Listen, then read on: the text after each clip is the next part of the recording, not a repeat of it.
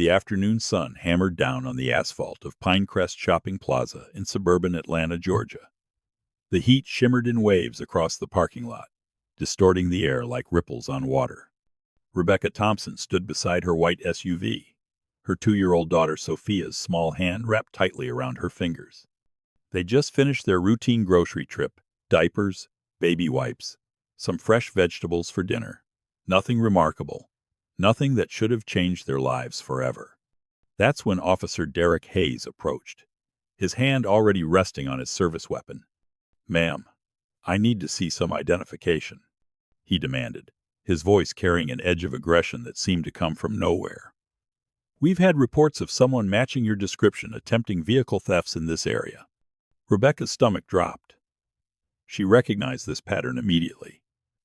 Another case of existing while black.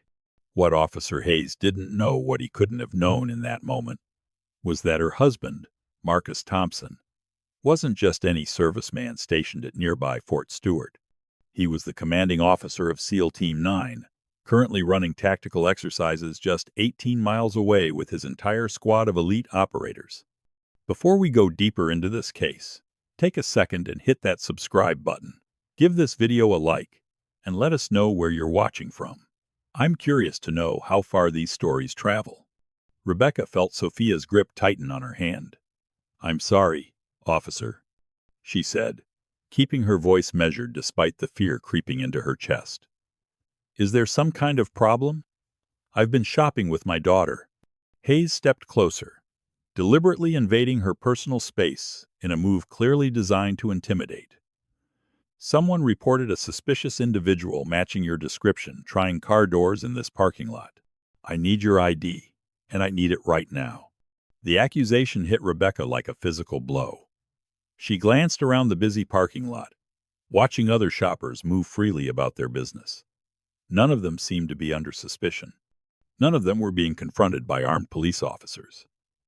Her heart sank as the familiar weight of systemic racism settled over the moment. "Officer, there's been some kind of mistake," Rebecca said, maintaining her composure even as anger built in her chest. "I've been inside the grocery store with my daughter for the past 40 minutes. We just came out." She gestured toward the Kroger behind them, where automatic doors continued sliding open and closed as customers entered and exited. Hayes's expression didn't soften. If anything, his scowl deepened. "I didn't ask for your life story, lady. I asked for identification." Sophia, sensing the tension radiating from her mother and the hostile tone of the stranger looming over them, pressed closer to Rebecca's leg. "Mommy, I don't like this man," she whispered, her voice small and frightened. The sound of her daughter's fear sent a surge of protective instinct through Rebecca's body. She shifted slightly, positioning herself between Sophia and the officer while reaching into her purse for her wallet. "It's okay, sweetheart. Mommy's right here." As she pulled out her driver's license, Rebecca tried once more to reason with Hayes. "Here's my identification, officer. As you can see, I live in this neighborhood. I shop here every week. There's clearly been some misunderstanding." Hayes snatched the license from her hand without looking at it, his eyes still fixed on her face, with barely concealed hostility. "A misunderstanding, huh? That's what they all say." He keyed his radio with his free hand. "Dispatch, this is Unit 23. I need backup at Pinecrest Shopping Plaza. I've got a possible suspect in the vehicle thefts." "Wait, what?" Rebecca's carefully maintained composure cracked. "Officer Hayes." She read his name tag. "I haven't broken into any vehicles. I told you I was shopping with my daughter. There are security cameras everywhere. You can check them." Hayes finally looked at her license, but his expression remained unchanged. "Rebecca Lynn Thompson," he read aloud, making her name sound like an indictment. "Says, here you live on Riverside Drive. That's a pretty expensive neighborhood for someone like you." The racist implication hung in the air like poison gas. Rebecca felt her hands beginning to shake, but she forced herself to remain calm. She had learned long ago that showing anger to a police officer while black could be a death sentence. "Yes, that's where my family and I live," she said evenly. "My husband serves in the military. We've lived there for 4 years." Hayes's laugh was cold and mocking. Military, huh? Let me guess, he's deployed somewhere overseas, leaving you to run around causing trouble? 20 miles away at Fort Stewart, Marcus Thompson was leading SEAL Team 9 through an advanced combat simulation. The team had been running continuous drills for the past 7 hours, practicing close-quarters combat techniques and coordinated assault strategies. As the commanding officer, Marcus was responsible for 9 of the Navy's most elite operators, each one a specialist in their own right. Marcus checked his tactical watch and signaled for a 15-minute break. The team had performed flawlessly, but he could see fatigue setting in.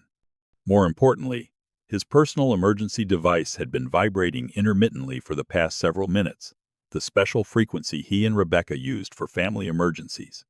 Rodriguez, he called to Staff Sergeant Daniel Rodriguez, the team's communications specialist. What's the status on civilian frequencies?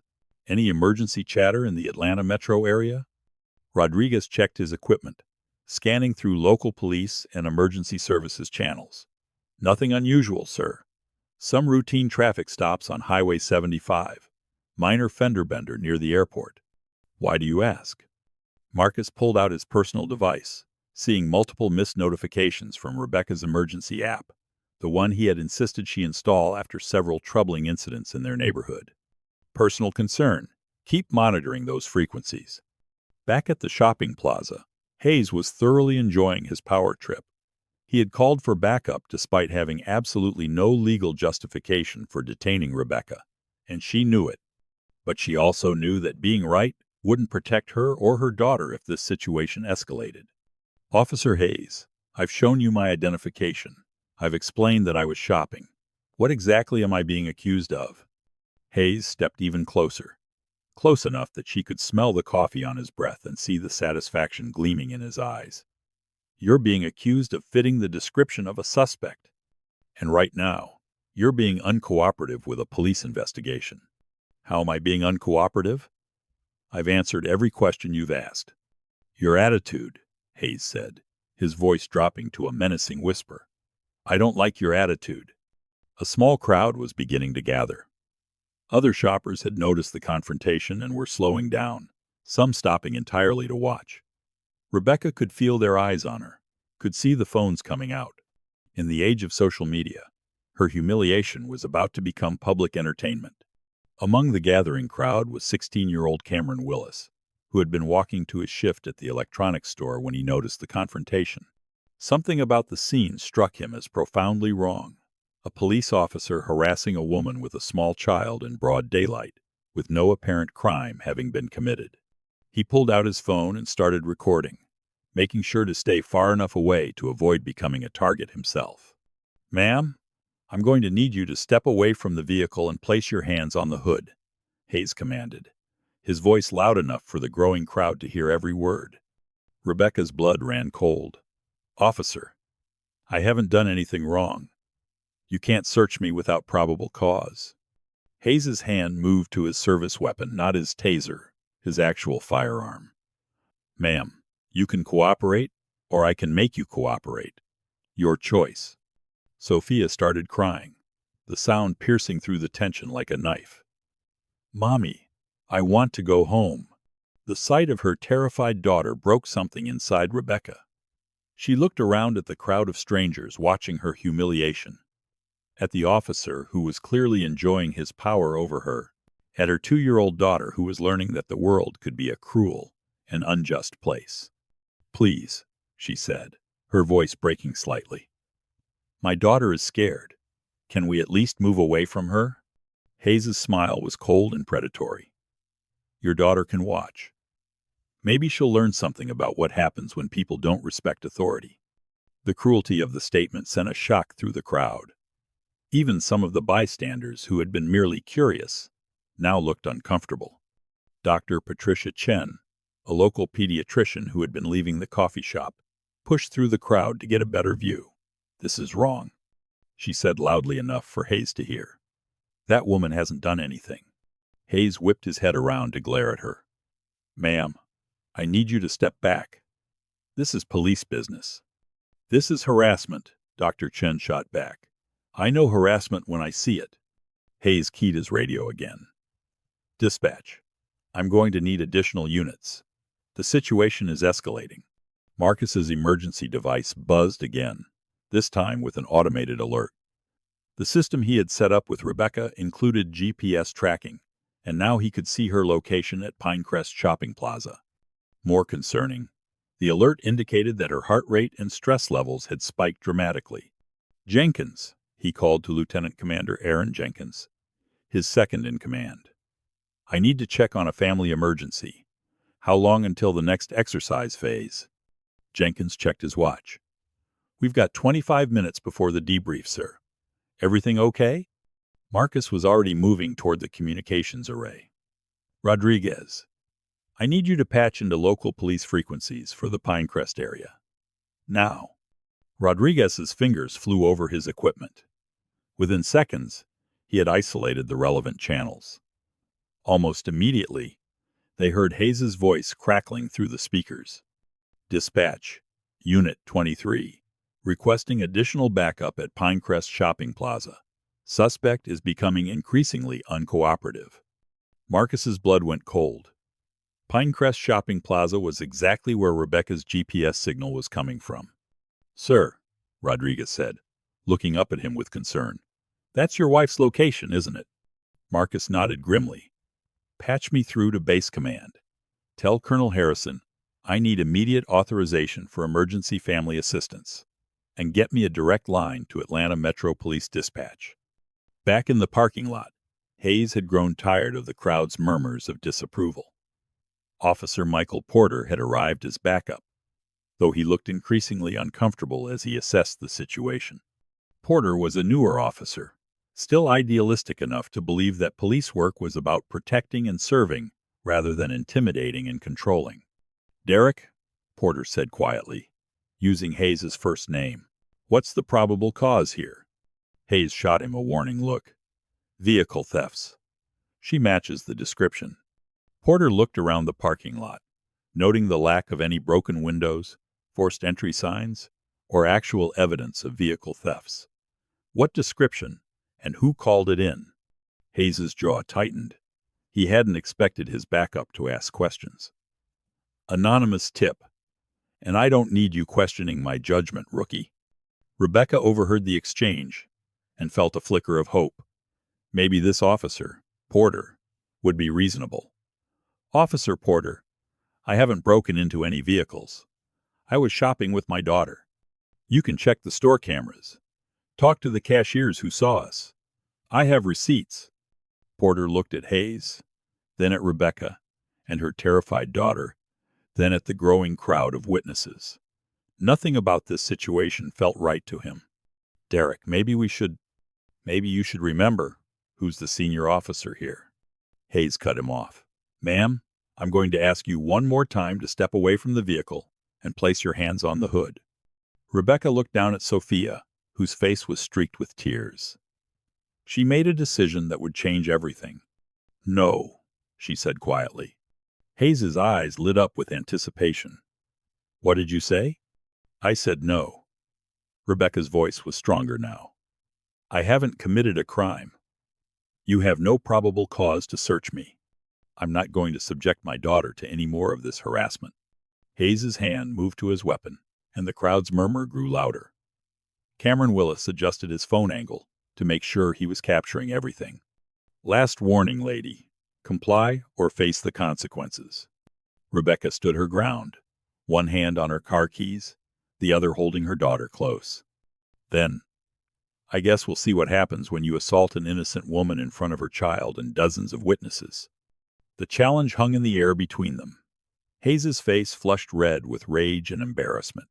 He had been looking forward to asserting his dominance, and now this woman was making him look weak in front of a crowd.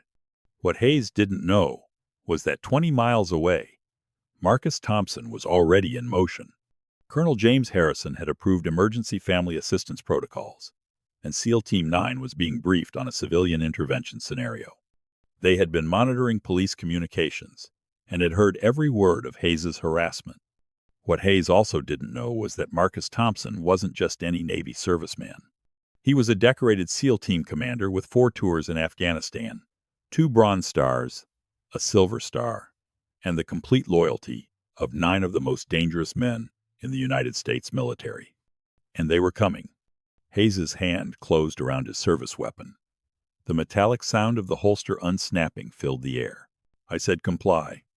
Sophia's scream pierced the afternoon air as her mother stood frozen, calculating whether she could get her daughter to safety before Hayes fired. That's when Rebecca's emergency beacon, activated by her rapidly increasing heart rate, sent an automated distress signal directly to Marcus's tactical communication system 20 miles away. Alarms began to sound.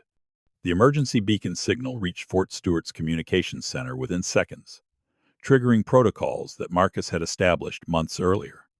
At SEAL Team 9's temporary command post, multiple screens lit up with incoming data, GPS coordinates, biometric readings, and automated threat assessment algorithms, all painting the same picture. Rebecca was in immediate danger. Marcus's jaw clenched as he watched his wife's heart rate spike on the monitor. "Rodriguez, give me real-time audio from that location. Now." Rodriguez's fingers flew across his keyboard, patching into local emergency frequencies and civilian communication networks. Through sophisticated military-grade surveillance equipment, they could hear every word being spoken in the Pinecrest Shopping Plaza parking lot. Hayes's voice crackled through the speakers. I said, "Comply." Marcus heard his daughter's terrified scream echo through the communication system, and something cold and deadly settled in his chest. Lieutenant Commander Aaron Jenkins stepped up beside him, reading the tactical display over his shoulder. "Sir, do we have authorization for civilian intervention?" Colonel Harrison already approved family emergency protocols. Marcus replied, his voice deadly calm. "Get the team suited up. Full tactical gear, but non-lethal engagement rules. We're dealing with civilian law enforcement." In the parking lot, Hayes had drawn his weapon completely now. The sight of the firearm sent a ripple of shock through the crowd. Several people surged forward, and for a moment it looked like the situation might devolve into chaos. "Please," Dr. Chen called out. "She has a child." "Should have thought of that before she decided to resist," Hayes replied coldly. Rebecca pulled Sophia closer, shielding her daughter's body with her own. If Hayes was going to shoot her, she would make sure Sophia wasn't hurt in the process. "Mommy, I'm scared," Sophia sobbed. "I know, baby. Mommy's here. Everything's going to be okay." But even as she said the words, Rebecca wasn't sure she believed them.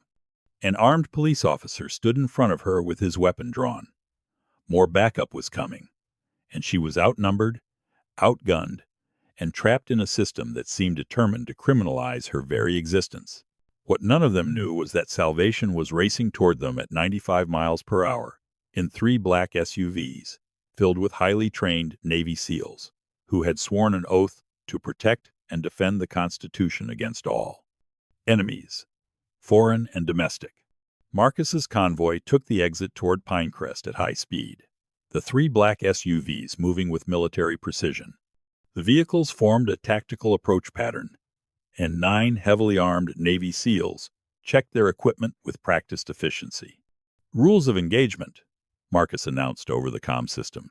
"Priority 1 is family safety and securing the scene. Priority 2 is de-escalation. Any officer who threatens my family or escalates violence will be neutralized using minimum necessary force. Understood?" "Understood, sir," the team responded in unison. Staff Sergeant Daniel Rodriguez monitored multiple communication channels simultaneously. "Sir, I'm picking up additional police units responding to the scene. They're being told there's an armed and dangerous suspect. They don't know about our involvement." Marcus's blood ran cold. Responding officers who thought they were heading into a confrontation with an armed suspect would arrive with weapons drawn and adrenaline pumping. The potential for a catastrophic misunderstanding was enormous. "All units, be advised," Marcus spoke into his comm. "Incoming police backup has been misinformed about the nature of this situation. Maintain defensive positions but do not engage unless directly threatened. Make our military identification clearly visible. In the parking lot, the crowd had grown to over 50 people. Cameron Willis's live stream had gone viral, with the viewer count climbing past 8,000 people as viewers shared the footage across social media platforms. Hayes seemed to realize he had lost control of the situation. With the crowd growing hostile, cameras rolling, and his backup still minutes away, he needed to reassert his authority quickly and decisively. "Final warning," he said, raising his weapon to point directly at Rebecca's center mass. "Step away from the vehicle, hands where I can see them, or I will open fire." The crowd erupted in shouts of outrage. Several people screamed for someone to call 911, not realizing that the police were already there, and they were the problem. Officer Porter stepped forward, his face pale. "Derek, you can't." "Stand down, Porter, that's an order." Rebecca looked into Hayes's eyes and saw something that terrified her more than the weapon pointed at her chest. He wanted to shoot her. This wasn't about law enforcement or public safety. This was about a racist cop who had been looking for an excuse to use his weapon on a black woman, and she had given him that excuse by asserting her constitutional rights. "I'm unarmed," she said clearly, making sure the dozens of recording phones would capture her words. "I have committed no crime. I am protecting my child. If you shoot me, it's murder." Hayes's finger moved to the trigger. That's when the sound of approaching vehicles filled the air, not police sirens, but the deep, authoritative rumble of military convoy engines. Marcus Thompson's convoy took the corner into Pinecrest Shopping Plaza at tactical speed. The 3 black SUVs moved in formation, creating a protective perimeter around the scene. 9 heavily armed Navy SEALs emerged with fluid, practiced efficiency, their weapons lowered but ready, their military insignia clearly visible. Marcus stepped out of the lead vehicle, his eyes immediately finding his wife with a weapon pointed at her chest and his daughter crying in her arms. He wore full tactical gear, his SEAL Team 9 patch clearly visible, and carried himself with the unmistakable bearing of a man trained to handle the most dangerous situations on Earth. The crowd fell silent as the SEALs took position. These weren't local police or security guards. These were clearly elite military operators, and their presence changed the entire dynamic of the scene. Hayes stared at the new arrivals with growing confusion and alarm. "Who the hell are you? This is a police matter." Marcus walked slowly toward his wife, his eyes never leaving Hayes's face. When he spoke, his voice was deadly calm and carried easily across the parking lot. "I'm Marcus Thompson, United States Navy, SEAL Team 9. The woman you're pointing a weapon at is my wife. The child you've traumatized is my daughter." Hayes's face went pale as the implications hit him. He had just drawn his weapon on the wife of a Navy SEAL commander, in front of their child, while denying her constitutional rights in front of dozens of witnesses and thousands of live-stream viewers. She was resisting. Hayes began weakly. Marcus continued his approach, each step measured and deliberate. Resisting what? What crime? What evidence? What probable cause? Hayes looked around desperately for support, but Officer Porter had stepped away from him, and the crowd was watching in rapt attention. She matched the description of what? Marcus's voice cut through Hayes's excuse like a blade. Of a black woman existing in a public space? That's not a crime, Officer Hayes. That's called living while black, and you just committed multiple felonies trying to criminalize it. Marcus reached his wife and positioned himself between her and Hayes's weapon. Around the perimeter, his SEAL team members had taken tactical positions, their presence making it abundantly clear that they were prepared for any escalation. "Lower your weapon," Marcus said quietly. "Right now." Hayes's hand trembled. He was facing down a team of elite warriors while being recorded by thousands of people. Every instinct told him to maintain his authority, but even his ego couldn't blind him to how catastrophically this situation had deteriorated. Before we continue, take a second and share your thoughts so far on this story below. I read every single one. I'm a police officer, Hayes tried one more time. You're a racist with a badge who just threatened to murder an innocent woman in front of her child. Marcus replied, his voice still terrifyingly calm. Now lower your weapon before this becomes an even bigger problem for you." The standoff seemed to freeze in time. Hayes with his weapon still raised, Marcus standing between the gun and his family, 9 Navy SEALs in tactical positions, and a crowd of witnesses recording every moment. Then, from the distance, more sirens approached, real backup this time. Multiple units responding to reports of an armed confrontation. Rodriguez's voice crackled through Marcus's earpiece. "Sir, multiple police units incoming. ETA 90 seconds. They're being told there's an active threat situation." Marcus never took his eyes off Hayes. "Officer, you have about 60 seconds to lower that weapon and start explaining yourself to your supervisors. Or you can keep it pointed at my wife and see what happens when those backup units arrive to find you threatening a Navy SEAL's family. Your choice." The wail of approaching sirens grew louder, and Hayes finally seemed to understand the magnitude of his mistake. His hand slowly lowered, the weapon pointing toward the ground instead of at Rebecca's chest. "Smart choice," Marcus said quietly. The first backup unit arrived a sergeant's vehicle, with Sergeant Linda Martinez at the wheel. Martinez was a 28-year veteran with a reputation for professionalism and de-escalation. She emerged from her vehicle, took one look at the scene: Navy SEALs in tactical positions, a crowd of civilians with phones out, her officer with his weapon drawn, and immediately understood that something had gone terribly wrong. "Hayes, holster your weapon," she ordered as she approached. Hayes complied, his face a mixture of embarrassment and residual anger. Martinez turned to Marcus. "Sir, I'm Sergeant Martinez, Atlanta Metro Police. Can you brief me on the situation?" Marcus appreciated the professional approach. "Sergeant Martinez, my wife was unlawfully detained and threatened by Officer Hayes while shopping with our daughter. He drew his weapon on an unarmed civilian with no probable cause, no evidence of any crime, and refused to de-escalate despite the presence of a child and dozens of witnesses. We responded to provide family emergency assistance under military protocols." Martinez looked at Hayes with barely concealed fury.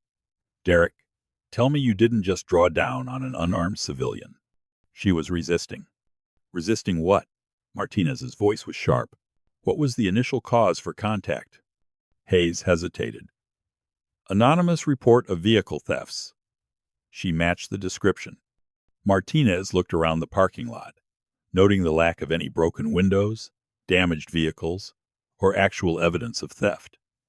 "What description? Who was the complainant? Where's the evidence of any theft?" Silence. Martinez turned to Rebecca, her expression softening. "Ma'am, are you injured? Do you need medical attention?" Rebecca shook her head, though her hands were still trembling. "No, but my daughter is traumatized." She watched a police officer point a gun at her mother. For the first time, Martinez seemed to notice Sophia, still clutching her mother and crying softly. The sergeant's face hardened further. "Derek, you're suspended. Effective immediately. Surrender your weapon and badge. Internal Affairs will be in contact." "Sarge, you can't." "I can, and I am. You drew your weapon on an unarmed woman with a child present, with no probable cause, no evidence of any crime, and no legal justification. And you did it in front of Navy SEALs and God knows how many cameras." Martinez pointed toward Cameron Willis, whose live stream viewer count had now exceeded 15,000. More police units arrived, but Sergeant Martinez took control immediately, briefing the responding officers on the actual situation rather than the armed threat scenario they'd been expecting. Dr. Chen pushed through the crowd to check on Rebecca and Sophia. "I'm a pediatrician," she told Marcus. "Your daughter should be examined. Trauma like this can have lasting effects." Marcus nodded gratefully. "Thank you, doctor. We'll be taking them both for full medical evaluations." Lieutenant Commander Jenkins approached with a tactical update. "Sir, base legal team is en route. Colonel Harrison is also flying in personally. He wants this documented thoroughly. The arrival of military legal support and the base commander flying in personally meant this incident had reached the highest levels of military command. It also meant that the full resources of the United States Navy were about to be brought to bear on what had happened here. Rebecca finally seemed to process that she was safe. She wrapped her arms around Marcus, Sophia sandwiched between them, and began to cry, not from fear anymore, but from relief and the release of hours of accumulated tension. "I was just shopping," she whispered against his chest. "We were just buying groceries." Marcus held his family close, feeling the trembling in his wife's body, and hearing his daughter's continued whimpering. "I know, baby. I know." Hayes stood off to the side, surrounded by other officers who were treating him like a pariah. He had gone from a cop exercising what he thought was his unchecked authority to a suspended officer facing federal investigation in less than 10 minutes. Cameron Willis approached cautiously, his phone still recording. "Mr. Thompson, my name is Cameron Willis. I recorded everything that happened. The stream has been viewed by over 20,000 people so far. I want to make sure you have access to the footage." Marcus extended his hand to the teenager. "Thank you, Cameron. What you did here today, documenting the truth, might have saved my wife's life." The parking lot continued to fill with more officials, FBI agents from the Civil Rights Division, military legal officers, news crews responding to the viral social media footage. The story was spreading across the internet like wildfire, with every major news outlet picking up the footage from Cameron's live stream. Agent Victoria Santos from the FBI approached Sergeant Martinez. "Sergeant, I'm Agent Santos, FBI Civil Rights Division. We're assuming jurisdiction over this investigation. Officer Hayes needs to be detained for federal questioning." Martinez nodded, clearly relieved to hand off what had become a federal incident. "Understood, Agent Santos. He's all yours." As FBI agents read Hayes' rights, he finally seemed to understand that his moment of racist violence had destroyed not just his career, but potentially his freedom. Federal civil rights charges carried serious prison time. "I want a lawyer," Hayes said, his voice suddenly much smaller. "Smart choice," Agent Santos replied. Dr. Chen finished her preliminary examination of Sophia. "She's showing signs of acute stress reaction, elevated heart rate, hyperventilation, psychological distress. She needs to be seen by a child trauma specialist as soon as possible." Marcus lifted his daughter into his arms. "Sophia, sweetheart, the bad man can't hurt you or Mommy anymore. You're safe now." But even at 2 years old, Sophia had learned a lesson that would shape her understanding of the world. That people with badges and guns could threaten her mother for no reason other than the color of her skin. The news crews had set up their equipment, and reporters were conducting interviews with witnesses. Cameron's live stream footage was being played on news networks across the country, sparking outrage and calls for police reform. This is exactly the kind of police brutality that communities have been warning about for years, one witness told CNN. But because this victim happened to be married to a Navy SEAL, now people are paying attention. How many other Rebeccas have been threatened and traumatized without cameras rolling?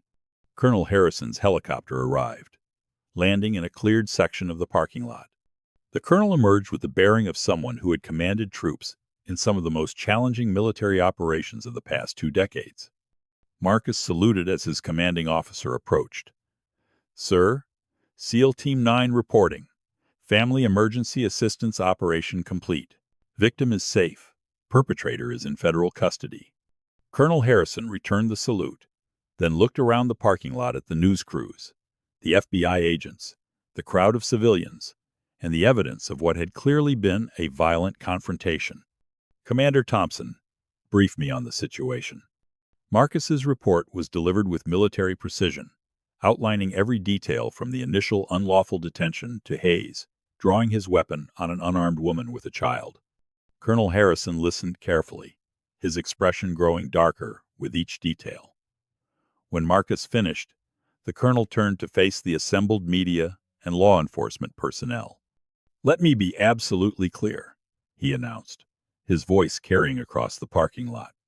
"The United States Navy protects its own.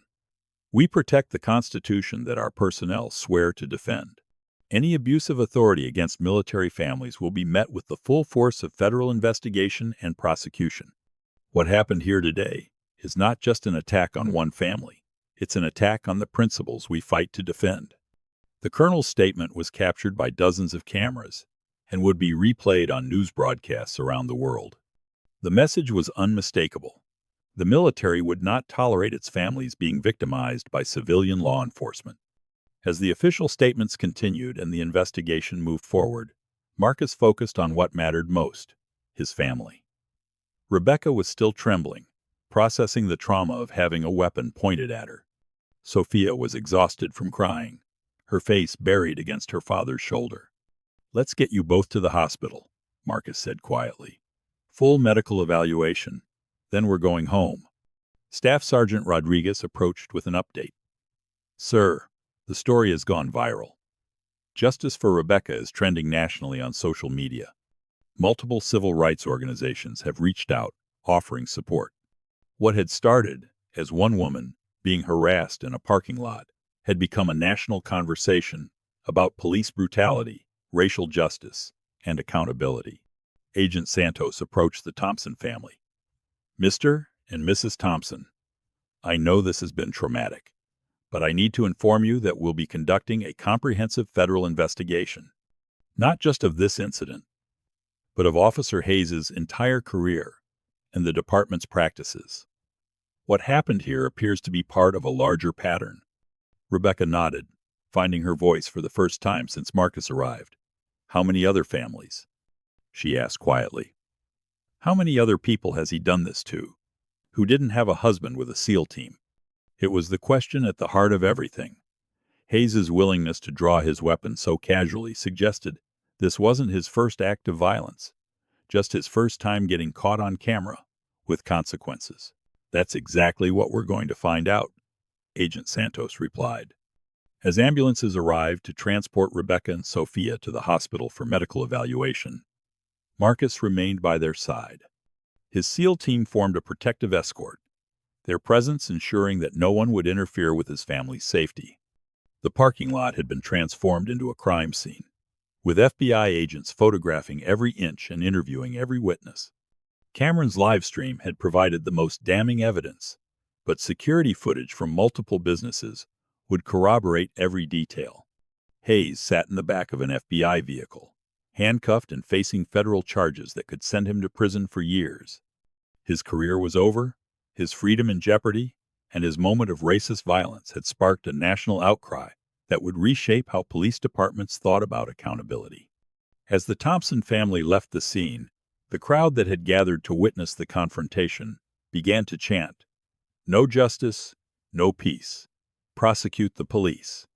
The sound of their voices demanding accountability echoed through the shopping plaza and across social media, a reminder that what had happened here mattered not just to one family, but to everyone who believed in equal justice under law.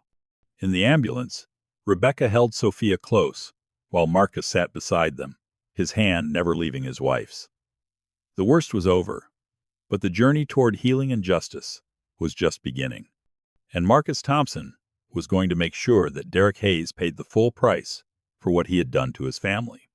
The emergency department at Metro Atlanta Medical Center had never seen quite the security detail that accompanied the Thompson family. 2 FBI agents flanked them as they walked through the sliding glass doors, while Rodriguez coordinated with hospital security to ensure the family's privacy. The story had exploded across social media and news networks, making them instant public figures in a national conversation about police brutality and racial justice. Dr. Patricia Chen met them at the nurses' station, her expression serious but reassuring. "Mr. Thompson, your wife is showing signs of acute stress response, elevated blood pressure, rapid heart rate. We need to monitor her for at least several hours. And your daughter." She glanced down at Sophia, who was clinging to Marcus's neck. "She needs to be evaluated by our child trauma specialist immediately." Marcus nodded. He had seen combat trauma in his fellow soldiers, but watching his own family process what they had experienced was infinitely worse than any firefight. Dr. Chen led them to a private examination room. "Mr. Thompson, Why don't you stay here with your daughter while I speak with your wife privately about the psychological impact? As Dr. Chen examined Rebecca in an adjacent room, Marcus sat with Sophia, who was still trembling occasionally. Daddy, is the bad policeman going to come back? The question broke Marcus's heart. No, sweetheart. He can't hurt you or Mommy anymore. He's going to go away for a very long time. Why was he so mean to Mommy? We were just getting groceries. How do you explain systemic racism to a 2-year-old? How do you tell your child that some people will hate her simply because of the color of her skin? Some people are sick inside, baby, but there are more good people than bad people, and the good people are going to make sure nothing like this ever happens again. In the adjacent room, Dr. Chen was conducting a thorough evaluation of Rebecca. Mrs. Thompson, I need you to be completely honest with me about what you're feeling. The psychological impact of having a weapon pointed at you, especially in front of your child, can manifest in different ways. Rebecca's hands were still shaking. I keep replaying it in my mind. The look in his eyes when he drew that gun, he wanted to shoot me. It wasn't about law enforcement or public safety. He wanted to kill me. And the only thing that stopped him was Marcus arriving with his team. Dr. Chen nodded, making notes. That's a normal response to a life-threatening situation. You're experiencing post-traumatic stress. The hypervigilance, the replaying of events, the physical symptoms, all of that is your brain trying to process a terrifying experience. What about Sophia? She saw everything. She watched a man point a gun at her mother. That's what I want to discuss. Childhood trauma, especially witnessing violence against a parent, can have lasting effects. We have an excellent child psychologist on staff, Dr. Michael Foster. I'd like him to evaluate Sophia today and develop an ongoing treatment plan. Meanwhile, at the FBI field office, Agent Victoria Santos was conducting the kind of investigation that civil rights attorneys dream about. Hayes's actions had been so egregious and so thoroughly documented that it provided a perfect case study in police brutality. But more importantly, it had opened the door to investigate the entire Atlanta Metro Police Department. What do we have on the department's history? Agent Santos asked her team. Special Agent Robert Kim pulled up files on his computer. Pattern of excessive force complaints, particularly involving minority civilians. 23 formal complaints against Hayes alone in the past 4 years, all dismissed by Internal Affairs. Sergeant Martinez has 11 complaints, mostly for supervisory failures to intervene in excessive force situations. Settlements: 62 civil settlements in the past 6 years, totaling over $3.8 million, all with non-disclosure agreements that prevented victims from speaking publicly. Agent Santos nodded grimly. This was exactly the kind of systematic abuse that federal civil rights laws were designed to address. Get me a list of every victim who settled with the department. We're going to offer them federal protection to speak out. At Pinecrest Shopping Plaza, the parking lot had been transformed into a makeshift media center. News trucks lined the perimeter, and reporters were conducting live broadcasts from the exact spot where Rebecca had been threatened. The footage from Cameron's live stream was being played on news networks around the world, sparking international condemnation. Cameron himself had become an overnight sensation, his live stream having been viewed by over 2 million people. Major news networks were calling him for interviews, and civil rights organizations were hailing him as a hero for documenting the confrontation. I just did what anyone should do, he told ABC News in his first television interview. I saw something wrong happening, and I recorded it. Mrs. Thompson and her little girl deserve better than that. The interview was being watched in the hospital break room, where Dr. Chen and several of her colleagues had gathered. In 35 years of medicine, I've never seen anything like it, Doctor, Chen told the gathered staff. A police officer draws his weapon on an unarmed woman with a child, then refuses medical evaluation. It goes against everything we've sworn to do as healers. Back in Rebecca's hospital room, Marcus sat beside his wife's bed while she underwent cardiac monitoring. The stress of the confrontation had caused irregular heart rhythms that required continued observation. "How's Sophia?" Rebecca asked, her voice still weak. "Dr. Foster is with her now. He seems very good, specialized in childhood trauma. He says with proper treatment, she should recover fully, but it's going to take time." Rebecca's eyes filled with tears. "She's 2 years old, Marcus. She should be worried about toys and cartoons, not whether police officers are going to shoot her mother." Marcus took her hand gently. "I know, baby, but she's strong like her mother, and we're going to get her every bit of help she needs." Colonel Harrison entered the room quietly. "Mrs. Thompson, how are you feeling?" "Like I survived something I shouldn't have had to survive in the first place, sir." The colonel nodded. "The Navy will provide whatever resources are needed for counseling and treatment. This is as much a military matter as it is a civilian one. What happened to you is an attack on military families. Sir, I want to make sure Hayes faces maximum consequences," Marcus said. "Not just for what he did to my family, but for what he's probably done to other families who didn't have the resources to fight back." "Agent Santos is already on it," Colonel Harrison assured him. "The FBI investigation is expanding beyond just this incident. They're looking at the entire department's practices." At the police station, chaos was erupting as the scope of the federal investigation became clear.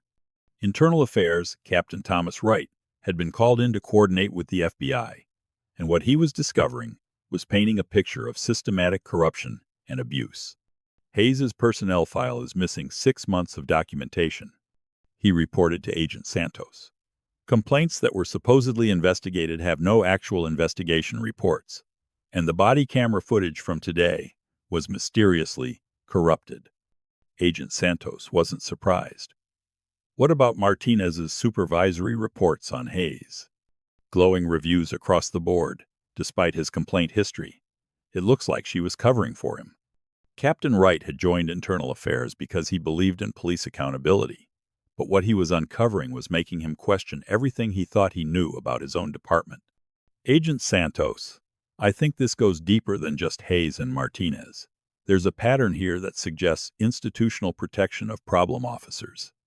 The federal investigation was uncovering what community activists had been saying for years, that the Atlanta Metro Police Department had a culture of racism and violence that was protected from the top down. Hayes wasn't a rogue officer, he was the inevitable product of a corrupt system. On social media, the story was taking on a life of its own. Number Justice for Rebecca had been shared millions of times, with celebrities, politicians, and activists all weighing in on the incident. The video had become a symbol of everything wrong with American policing. Community organizer Maria Gonzalez was organizing what would become one of the largest civil rights demonstrations in recent Georgia history. "This isn't just about Rebecca Thompson," she told a crowd of supporters gathering outside the police station. "This is about every black mother who's afraid to take her children shopping. This is about every black father who has to teach his kids to fear the police instead of trust them." The crowd was growing larger by the hour, with people arriving from across the state to demand justice. Local businesses were closing early as the demonstration expanded, and the mayor was facing mounting pressure to take decisive action.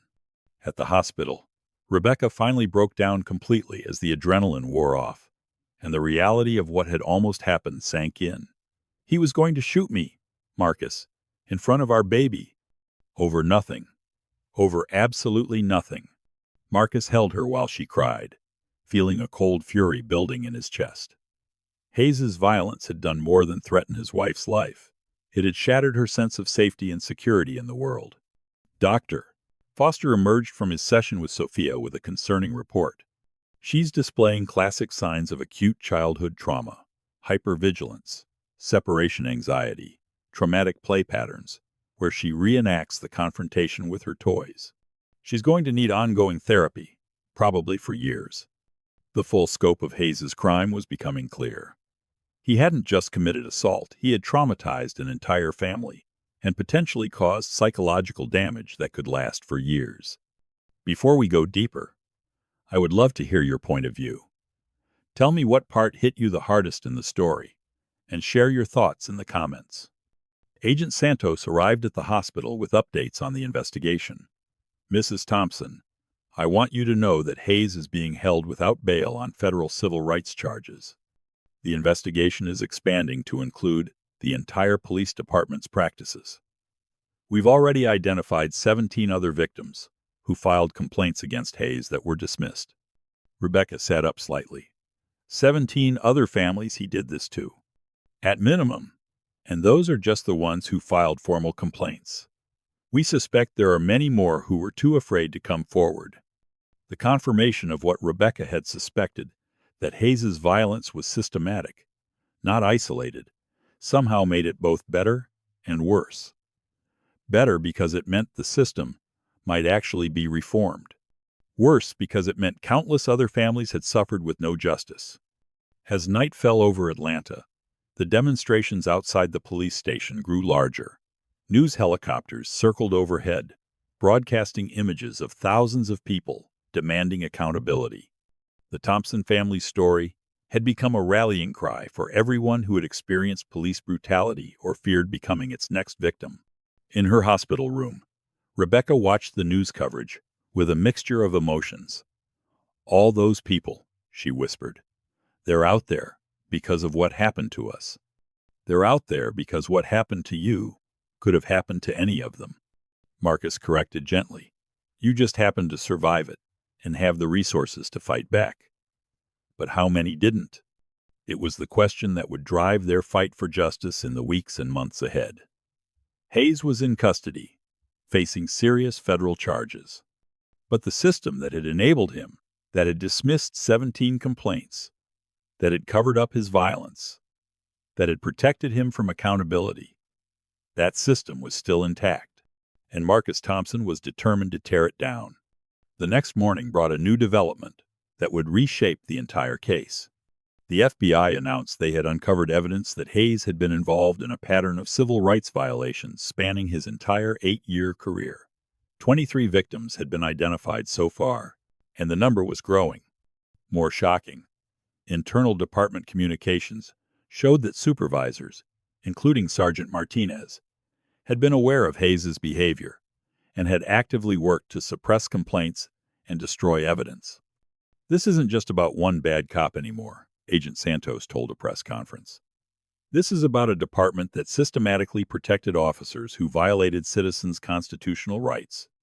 That's going to require federal intervention and complete departmental reform." The announcement sent shockwaves through law enforcement communities across the country. The Thompson case was no longer just about one family's traumatic experience. It had become the catalyst for examining police accountability nationwide. In her hospital room, Rebecca watched the press conference with Sophia sleeping in her arms. The little girl had finally exhausted herself from crying and fallen into a fitful sleep, occasionally whimpering even in her dreams. 23 victims, Rebecca said quietly. 23 families he terrorized. And the department knew. They all knew. And they did nothing. Marcus sat beside her, his hand on her shoulder. "They did worse than nothing. They actively protected him. But that ends now." Dr. Chen entered with discharge papers. "Mrs. Thompson, your cardiac rhythm has stabilized, but I want you to follow up with a cardiologist next week. The stress response from this trauma can have delayed effects, and Sophia needs to start seeing Dr. Foster twice a week for the foreseeable future." As they prepared to leave the hospital, the Thompson family was met by a phalanx of supporters. Community members had organized a protective escort, forming a human shield between the family and the media cameras. Maria Gonzalez, the community organizer, approached with genuine warmth. "Mrs. Thompson, we've set up a support network for your family. Counseling services, legal assistance, whatever you need. What happened to you matters to all of us." The outpouring of support was overwhelming. Perfect strangers offering help, resources, protection. It was a reminder that for every Derek Hayes in the world, there were countless people committed to justice and equality. As they drove home through streets lined with demonstrators carrying "Justice for Rebecca" signs, Sophia stirred in her car seat. "Daddy, why are all those people holding signs with Mommy's name?" "Because Mommy is very brave, sweetheart, and those people want to make sure what happened to her never happens to anyone else." Sophia considered this seriously. When I grow up, I want to be brave like Mommy, too. Rebecca felt tears streaming down her face, not from trauma this time, but from pride in her daughter's resilience and the overwhelming support of a community that refused to accept injustice. The fight for justice was just beginning, but the Thompson family wasn't facing it alone. 3 weeks after the confrontation at Pinecrest Shopping Plaza, the consequences were rippling through every level of law enforcement and government. Hayes's federal trial had been fast-tracked due to the overwhelming evidence, and the courtroom was packed with media, activists, and law enforcement officials, all watching as justice delayed for so many victims finally came due. Rebecca sat in the witness chair, her voice steady despite the trauma she was recounting. She had spent hours in therapy learning how to discuss what happened without being re-traumatized, and now she was determined to make sure every word counted. Officer Hayes approached me with hostility from the very first moment, Rebecca testified. There was no question, no investigation, just immediate aggression. When I asked what I had done wrong, he became even more hostile. When I tried to protect my daughter from witnessing his abuse, he drew his weapon on me. Hayes sat at the defendant's table in an orange prison jumpsuit, a stark contrast to the police uniform he had worn with such arrogance just weeks earlier. His public defender had advised him to take a plea deal, but Hayes's ego had prevented him from accepting responsibility. Now he was facing the full weight of federal prosecution. Assistant U.S. Attorney Jennifer Park stood to question Rebecca, her approach both compassionate and strategic. Mrs. Thompson, in your opinion, would this assault have occurred if you were a white woman shopping with her child? Objection, Hayes's attorney called out. Speculation. I'll allow it, Judge Robert Martinez ruled. The defendant's intent and motivation are central to the civil rights charges. Rebecca looked directly at Hayes as she answered. No. A white woman would have been treated with basic human dignity. She would have been believed when she said she was shopping. Her child wouldn't have been traumatized by watching her mother being threatened with a deadly weapon by someone sworn to protect them.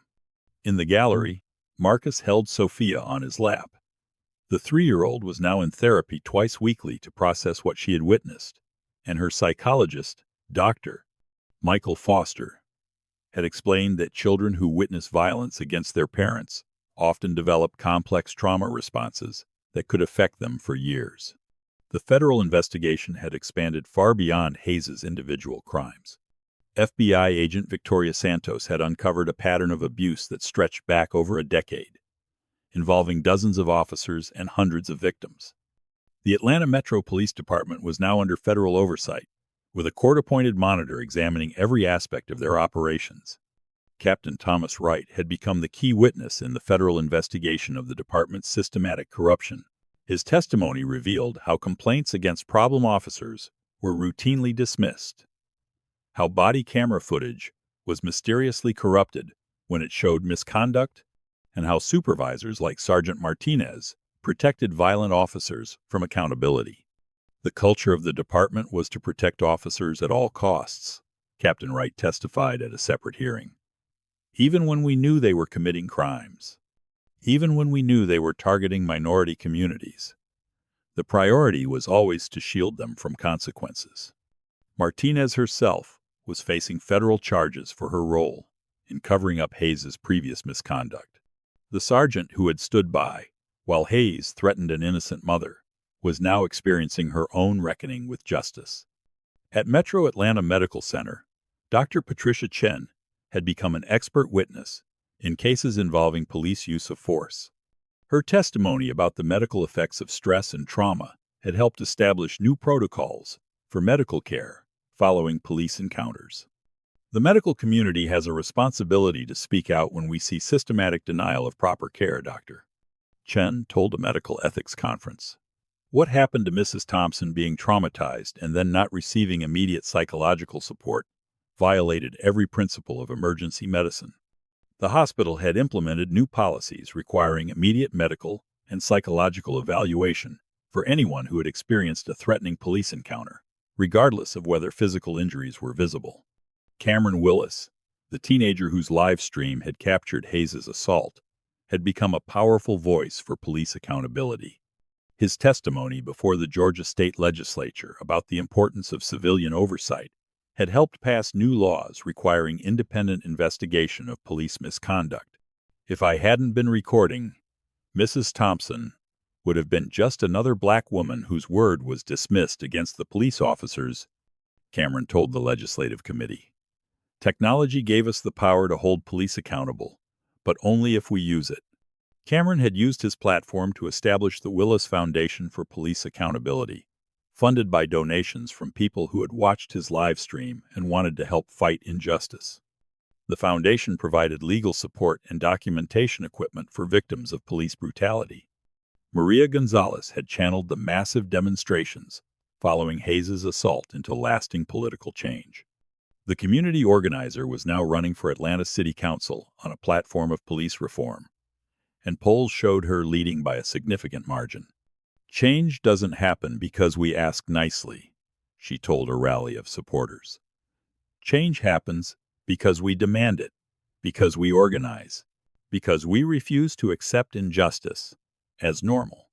The Thompson family's lawsuit against the Atlanta Metro Police Department had resulted in a $12 million settlement, but more importantly, it had forced the department to implement comprehensive reforms. New training requirements, community oversight boards, and mandatory psychological evaluations for all officers. At Fort Stewart, Colonel Harrison had used the incident to implement new protections for military families. The base now provided legal support and advocacy services for any military family member who experienced discrimination or abuse in the civilian community. Our personnel serve this country with honor, Colonel Harrison announced at a press conference. Their families deserve protection from those who would abuse their authority. SEAL Team 9 had remained close throughout the ordeal, providing emotional support and practical assistance as the Thompson family navigated the complex legal and media landscape. Their intervention had been studied in military academies as an example of how to protect civilians without escalating violence. Rodriguez had been commended for his technical expertise in monitoring police communications and coordinating the team's response. His ability to patch into local emergency frequencies had provided critical intelligence that prevented the situation from becoming even worse. We train to protect Americans from threats, Rodriguez explained to a group of military communication specialists. Sometimes those threats are domestic, and our oath to defend the Constitution applies just as much at home as it does overseas. Lieutenant Commander Jenkins had been promoted and assigned to develop new protocols for military intervention in civilian emergencies involving service members' families. His calm leadership during the crisis had been cited as exemplary. In the federal courtroom, the prosecution was presenting its closing arguments in Hayes's trial. The evidence was overwhelming. Video footage, medical records, witness testimony, and Hayes's own admissions painted a clear picture of a racist officer who had used his authority to assault an innocent family. Derek Hayes didn't just attack Rebecca Thompson that day, Prosecutor Park told the jury. He attacked the fundamental principle that all Americans deserve equal treatment under the law. He attacked the idea that our Constitution protects everyone, regardless of race. He attacked the very values that Mrs. Thompson's husband has sworn to defend. Hayes's defense attorney made a final desperate attempt to minimize his client's crimes. Officer Hayes made a mistake.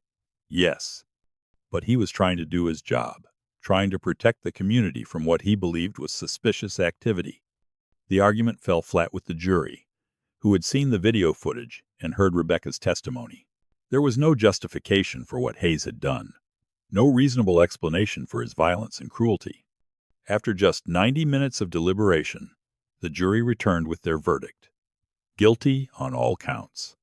Hayes was sentenced to 12 years in federal prison with no possibility of parole. As he was led away in shackles, he finally seemed to understand the consequences of his actions. But for the Thompson family, the verdict was just one step in a much longer journey toward healing. Rebecca still struggled with anxiety attacks, especially when she encountered police officers. Sophia continued to have nightmares about bad men with guns, and her therapy sessions revealed the deep psychological impact of witnessing her mother's assault. Marcus had taken extended leave from active duty to focus on his family's recovery and to testify in the various legal proceedings stemming from the incident. His commanding officers had been completely supportive, understanding that his family's trauma required his full attention. "The mission continues," Marcus told his SEAL teammates during a visit to the base. "But now it's a different kind of mission. We're fighting for justice in courtrooms instead of battlefields. But the goal is the same: protecting the innocent and holding wrongdoers accountable."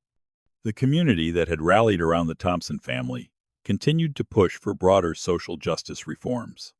Maria Gonzalez had won her city council race in a landslide and was now working to address the systemic inequalities that had made Hayes' assault possible in the first place. "Police reform is just the beginning," she told her supporters.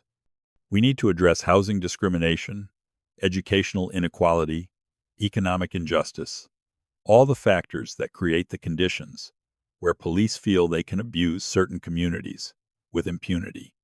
6 months after Hayes' conviction, the Atlanta Metro Police Department was disbanded and reorganized under federal oversight. Nearly half of the department's officers were terminated or resigned, rather than submit to the new accountability measures. The remaining officers underwent extensive retraining and psychological evaluation. The new chief of police, Robert Johnson, had been brought in from outside the department to lead the reforms. Chief Johnson announced sweeping changes to police culture and practices. "We are building a new kind of police department," Chief Johnson told the community. "One that serves all residents equally. One that views the community as partners, rather than adversaries. One that understands that police legitimacy comes from consent, not force." The changes weren't just cosmetic. New policies required officers to intervene when they witnessed misconduct by colleagues. Body cameras were mandatory and tamper-proof. Community oversight boards had real power to investigate complaints and recommend discipline. Dr. Foster reported that Sophia was making progress, though she would likely need ongoing support. "Children who witness trauma against their parents often struggle with trust and security," he explained to Marcus and Rebecca. "But Sophia is resilient, and with continued therapy and family support, she should recover fully." The wider impact of the incident continued to reverberate through American society. Police departments across the country had implemented new training programs focused on de-escalation and bias awareness. Several states had passed laws requiring independent investigation of police use of force, inspired by the Thompson case. At the one-year anniversary of the assault, Rebecca spoke at a national conference on police reform. Her voice was stronger now, her message clear and powerful. "What happened to my family shouldn't happen to anyone," she told the audience of law enforcement officials, activists, and policymakers. "But if our pain can prevent other families from experiencing this trauma, if our fight for justice can create lasting change, then maybe some good can come from this horrible experience." Marcus watched from the audience as his wife spoke with the courage and dignity that had sustained their family through the darkest period of their lives. Sophia sat beside him, now 3 years old and beginning to understand that her mother was helping other people by telling their story. The lawsuit settlements had provided financial security for the family. But more importantly, the legal victories had established precedents that would protect other families from similar abuse. Federal courts had ruled that police departments could be held liable for systematic patterns of discrimination and abuse, making it much more expensive for agencies to ignore problem officers. Hayes remained in federal prison, his appeals having been rejected by higher courts. Other officers from the Atlanta Metro Police Department had been convicted of related charges, and several were serving prison sentences for their roles in covering up misconduct. Martinez had received a reduced sentence in exchange for her cooperation with federal investigators. But her career in law enforcement was over. She now worked as a civilian employee for a nonprofit organization focused on police accountability, trying to make amends for her years of protecting abusive officers. The community continued to organize and push for change.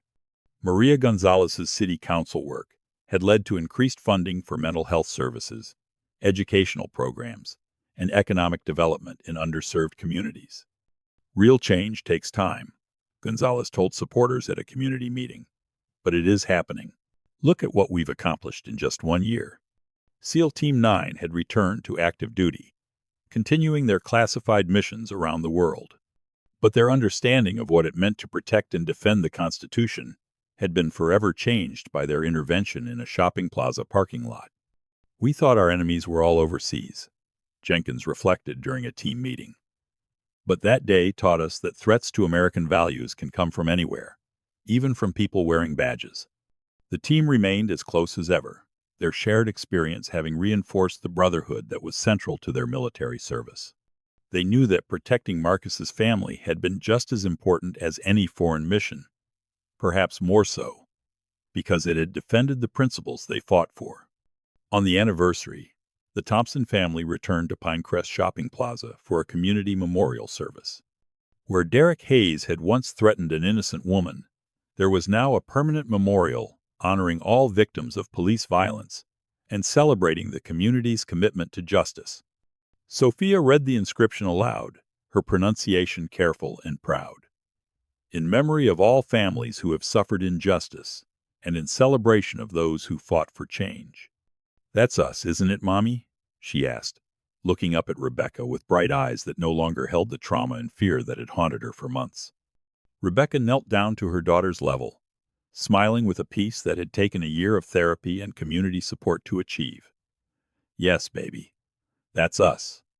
And thousands of other people who refused to stay quiet when they saw something wrong." As they prepared to leave, Maria Gonzalez announced a new initiative, the Thompson Family Justice Center, funded by donations from around the world. The center would provide legal aid, counseling services, and police accountability training to communities throughout Georgia. Rebecca and Marcus Thompson turned their trauma into transformation, Gonzalez told the crowd. "They showed us that ordinary people can create extraordinary change when they refuse to accept injustice." The crowd applauded, and Rebecca felt the weight of their support, a reminder that she hadn't just survived Derek Hayes' violence. She had helped prevent countless others from experiencing similar trauma. As they drove home, Sophia asked a question that showed how much she had grown. "Mommy, when I grow up, can I help families like us too?" "You can be anything you want to be, sweetheart," Rebecca replied. "A lawyer, a doctor, a police officer, a teacher. What matters is that you remember what happened and use your voice to speak up for people who need help." "Like you did," Sophia said. "Like we all did," Rebecca corrected gently. Together, the legacy was secure. The future was brighter. And somewhere in a federal prison, Derek Hayes served his sentence, knowing that his moment of racist violence had ultimately made the world more just, though not in the way he had intended. The Thompson family continued building the better world their struggle had made possible, carrying with them the unshakable knowledge that love is stronger than hate, justice is more powerful than oppression, and together, ordinary people can accomplish extraordinary things. 2 years after the assault that had changed their lives forever, the Thompson family returned to Pinecrest Shopping Plaza for the first time since the memorial service. The parking lot looked the same, but everything else had changed. Where Officer Derek Hayes had once drawn his weapon on an innocent mother, there was now a small garden of remembrance, carefully maintained by community volunteers. Sophia, now 4 years old and about to start pre-kindergarten, ran ahead to look at the flowers planted around the memorial plaque. Her nightmares had finally stopped after 18 months of therapy, and Dr. Foster reported that she was processing the trauma in healthy ways. "Mommy, these flowers are pretty," Sophia called out, touching a bright yellow sunflower gently. Rebecca watched her daughter with a mixture of pride and lingering sorrow. Sophia would never completely forget what had happened. Trauma leaves its mark, but she was learning that survival could lead to strength, and pain could be transformed into purpose. Marcus stood beside Rebecca, his hand finding hers naturally. He had returned to active duty with SEAL Team 9 6 months earlier, but the experience had fundamentally changed his understanding of what it meant to serve and protect. "How are you feeling?" he asked quietly. Rebecca took a deep breath, looking around the parking lot where she had nearly been killed. "I'm okay. Better than okay, actually. This place used to represent my worst nightmare. But now, She gestured toward the memorial, the community center that had been built nearby, the changes that had rippled out from that terrible day. Now it represents something else. It represents the fact that we fought back and won. The Thompson Family Justice Center occupied what used to be an abandoned storefront at the edge of the plaza. Through its doors, families could access free legal assistance, counseling services, and police accountability resources. In its first year of operation, the center had helped over 300 families navigate encounters with law enforcement, file complaints, and seek justice. Dr. Patricia Chin ran a satellite clinic inside the center, specializing in treating victims of police violence and ensuring they receive proper medical care, regardless of their ability to pay. Her intervention on behalf of Rebecca had sparked a personal mission to make sure no one else was denied care during a crisis. Every patient who comes through our doors gets the same message, Dr. Chen told a group of medical students touring the facility. Your trauma is real, your pain matters, and healing is possible. We don't just treat the physical wounds, we help rebuild the trust that violence destroys. Rodriguez had left active duty to become the technical director of the Justice Center, using his advanced communications and surveillance expertise to help document police encounters and provide evidence for accountability investigations. His work had prevented dozens of families from experiencing what the Thompsons had endured. Technology is neutral, Rodriguez explained to a conference of civil rights attorneys. It can be used to oppress or to liberate. We choose liberation. Cameron Willis, now 18 and a freshman at Morehouse College, studying journalism and civil rights law, had turned his viral live stream into a media platform focused on police accountability. His documentary about the Thompson case, Point of No Return, had won multiple awards and was being used in police academies across the country to train officers on constitutional rights and de-escalation. Mrs. Thompson always tells me I was just in the right place at the right time, Cameron said during his keynote speech at the National Association of Black Journalists Convention. But I think the real lesson is that we all have the power to bear witness, to document injustice, and to make sure the truth is heard. Maria Gonzalez had completed her first term on the city council and was now running for mayor on a platform of continued reform and community investment. The demonstrations she had organized following Hayes's assault had evolved into a permanent political movement that had fundamentally changed Atlanta's approach to law enforcement. Real change doesn't happen overnight, she told supporters at her campaign launch. It happens one policy at a time, one election at a time, one generation at a time. But it does happen if we're willing to fight for it. The Atlanta Metro Police Department had been completely transformed under Chief Robert Johnson's leadership. The new department had become a model for community policing that was studied and replicated around the country. Crime rates had dropped significantly, while community trust in law enforcement had reached historic highs. Officer Michael Porter, the rookie who had tried to stop Hayes's assault, had become a leader in the Reform Department's community outreach program. His testimony during the federal investigation had helped convict several corrupt officers, and his commitment to constitutional policing had earned him rapid promotion to sergeant.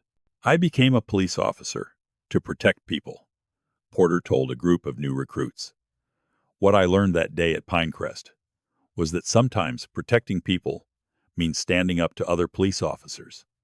If you see something wrong, you have a duty to intervene, regardless of rank or seniority.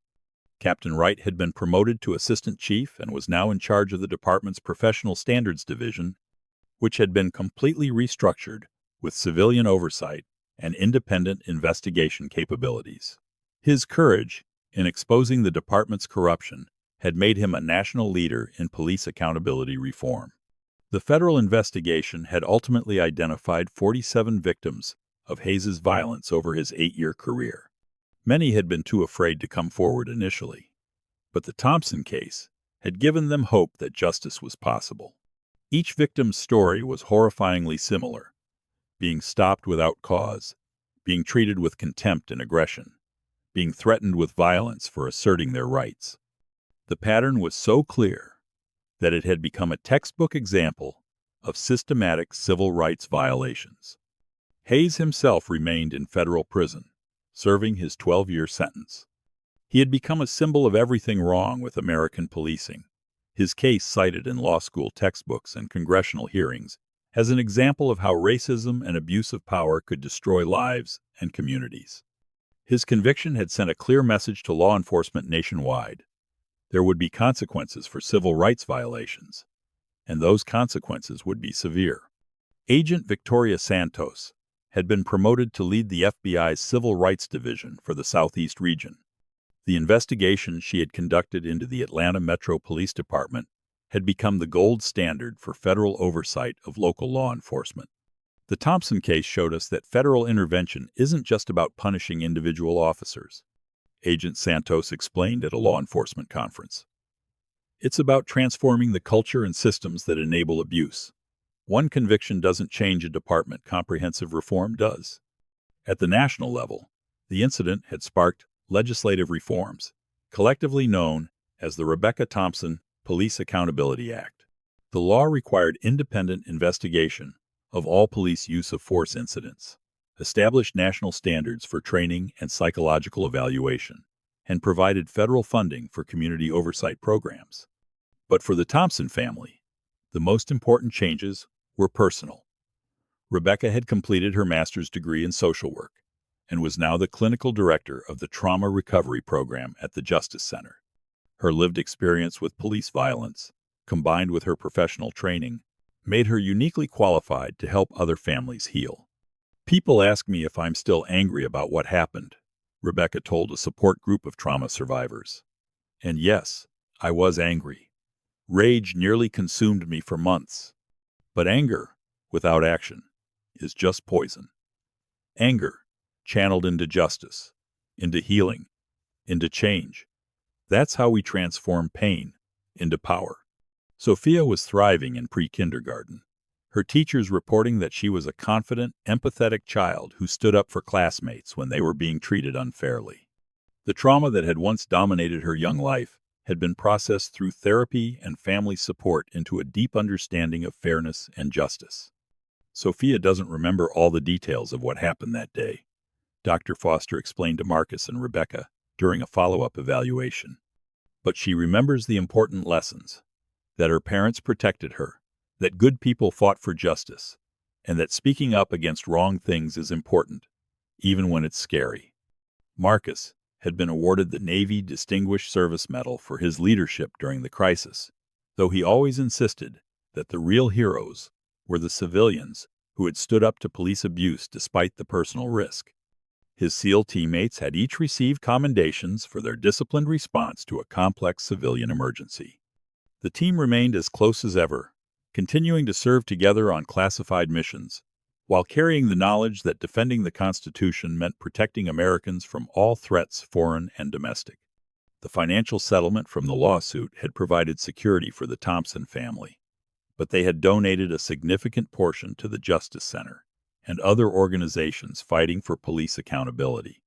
Money couldn't undo what had happened, but it could help prevent others from experiencing similar trauma. On this day, 2 years later, the Thompson family wasn't alone in the parking lot. Hundreds of community members had gathered for the annual Pinecrest Justice Day, a celebration of how ordinary people could create extraordinary change when they refused to accept injustice. Cameron was there with his camera crew, documenting the anniversary for his ongoing series about police accountability. Dr. Chen was setting up a health screening station for community members who couldn't afford regular medical care. Rodriguez was demonstrating the latest civilian oversight technology that allowed real-time monitoring of police encounters.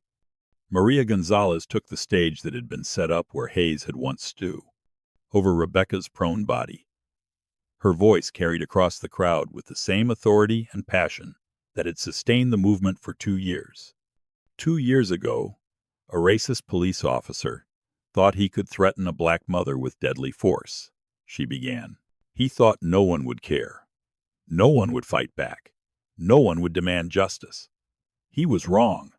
The crowd cheered a diverse group of people united by their commitment to equality and accountability. Today, Derek Hayes is in federal prison. The supervisors who enabled his violence have been held accountable.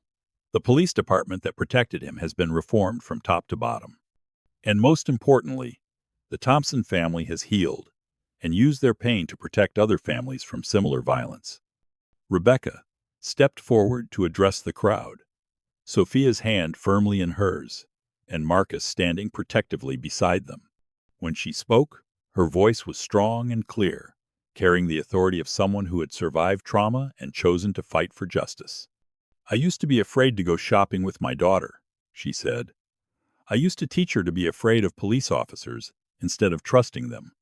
But because of all of you, because of this community's refusal to accept injustice, my daughter is growing up in a different world." She looked down at Sophia, who beamed up at her with unconditional love and trust. She's growing up in a world where police officers are held accountable for their actions, where medical professionals refuse to be complicit in abuse, where teenagers with cell phones can change history, where Navy SEALs use their training to protect families instead of just fighting foreign enemies. The crowd was silent, hanging on every word. She's growing up in a world where Black mothers don't have to live in constant fear that a routine shopping trip could end with them being threatened in front of their children. That's the legacy of what happened here 2 years ago. That's why our fight was worth it. Marcus stepped forward, his presence commanding even in civilian clothes. When he spoke, it was with the quiet confidence of someone who had faced life and death situations and emerged stronger. "My wife and daughter are the strongest people I know," he said simply. "They survived an assault that would have broken many people. They turned their trauma into action, their pain into power, their victimization into victory." He paused, looking out at the crowd of faces, police officers, community activists, federal agents, and ordinary citizens who had all played a role in demanding justice. But they didn't do it alone. Justice isn't something that happens automatically. It requires good people to stand up, speak out, and refuse to accept abuse as normal.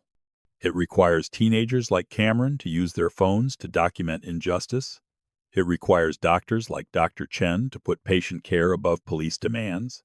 It requires communities to organize and demand change. The crowd began to applaud, but Marcus continued. "Most importantly, it requires all of us to remember that the Constitution we swore to defend, the values we claim to embrace, the justice we demand for ourselves, all of that is meaningless unless it applies to everyone, regardless of race, regardless of status, regardless of whether they have the resources to fight back." As the ceremony continued, families spread picnic blankets in the parking lot where violence had once erupted. Children played games where fear had once reigned. Food vendors served meals. Activists registered voters, and police officers engaged in friendly conversations with community members. The transformation was complete but ongoing. The work of justice never ends, but it can create spaces where healing is possible and hope can flourish. As the sun began to set, the Thompson family prepared to leave the place that had once represented their worst nightmare, but now symbolized their greatest triumph. They walked hand in hand through the parking lot, past the memorial garden, toward their car. Sophia skipped ahead, then turned back to her parents with a question that showed how completely she had processed the trauma of her early childhood. "Mommy, Daddy, when I grow up, I want to help families like us. How do I do that?" Marcus and Rebecca exchanged a look of perfect understanding. Their daughter had absorbed the most important lesson of their struggle, that surviving injustice wasn't enough. The goal was to prevent other families from experiencing the same trauma. "You can be anything you want to be, sweetheart," Rebecca said. "A lawyer, a doctor, a police officer, a teacher, a politician. What matters is that you remember what happened here, and you use your voice to speak up for people who need help." "Like you did," Sophia said. "Like we all did," Marcus corrected gently. "Together." As they drove home through streets that were safer because of their courage, past police stations that were more accountable because of their fight, through communities that were more just because of their refusal to stay silent, the Thompson family carried with them the knowledge that ordinary people could create extraordinary change. Hayes's assault had been intended to humiliate and terrorize them. Instead, it had sparked a movement that had transformed laws, reformed institutions, and inspired a generation of activists. The parking lot behind them was empty now, except for the memorial garden that would remind future generations that justice requires constant vigilance, courage in the face of injustice, and the willingness to fight for what's right even when the odds seem impossible. In the distance, the sounds of the community celebration, continued laughter, music, and the voices of people who had learned that together they were stronger than any individual act of hatred or violence. 5 years after Derek Hayes drew his weapon on Rebecca Thompson, the ripple effects of that moment continued to reshape American policing and civil rights enforcement. The Thompson case had become required study material in law schools, police academies, and civil rights organizations across the country. Rebecca stood at a podium in Washington, D.C., preparing to testify before the Senate Judiciary Committee about the long-term impacts of police violence on families and communities. Beside her sat Agent Santos, Chief Johnson, and Dr. Foster, all key figures in the transformation that had followed that terrible day in Pinecrest. "Mr. Chairman, members of the committee," Rebecca began, her voice steady and confident. "I appear before you today, not just as a victim of police violence, but as someone who has spent the past 5 years working to ensure that what happened to my family never happens to another." Senator Patricia Williams, no relation to the former Sergeant Martinez, leaned forward with interest. "Mrs. Thompson, can you describe for the committee what lasting impact Officer Hayes's assault has had on your family?" Rebecca took a measured breath. "My daughter Sophia is now 7 years old. She's thriving in 2nd grade. She has friends. She plays soccer. To look at her, you might not know she witnessed her mother being threatened with a deadly weapon when she was 2. But Dr. Foster can tell you that even 5 years later, she still processes that trauma in various ways." Dr. Foster nodded when invited to contribute. "Childhood trauma creates neural pathways that can affect behavior and emotional responses for years, sometimes for life. Sophia has received excellent therapeutic support, which has mitigated many of the potential long-term effects. But she will likely always have a heightened awareness of injustice and a strong reaction to perceived threats to her mother's safety." "And your own recovery, Mrs. Thompson?" Senator Williams asked. "I still have moments where I experience anxiety when I see police officers, particularly in situations where I'm alone," Rebecca admitted. "I've learned coping mechanisms through therapy, and I channel those feelings into my work at the Justice Center. But the psychological scars of having someone point a gun at you while you're holding your child, those scars don't completely fade." Senator Marcus Reed, a former military officer himself, addressed Marcus Thompson directly. "Commander Thompson, your intervention with SEAL Team 9 has been studied extensively in military academies. Can you explain your thought process in that moment?" Marcus, now a full commander and still serving with SEAL Team 9, answered with military precision. "Senator, my team and I faced a situation where an armed individual was threatening my family member. Our response was guided by 3 principles: protect the innocent, minimize casualties, and de-escalate when possible. We positioned ourselves to prevent further violence while maintaining awareness that we were dealing with civilian law enforcement, not enemy combatants. Some critics have suggested that military intervention in civilian law enforcement matters sets a dangerous precedent," Senator Reed noted. "With respect, Senator, we didn't intervene in law enforcement. We protected an American citizen whose constitutional rights were being violated. If Officer Hayes had been conducting legitimate police business, we would have maintained our distance. But he had crossed the line from law enforcement into assault and was actively threatening to kill an unarmed woman in front of her child." Agent Santos provided additional context. "Senator, our investigation revealed that had Commander Thompson and his team not arrived when they did, there's a significant probability that Officer Hayes would have escalated to lethal force. The team's presence and professional demeanor actually prevented what could have become a much more tragic situation." Chief Johnson, representing the reformed Atlanta Metro Police Department, offered his perspective. The Thompson case exposed systemic failures in our department that had existed for years.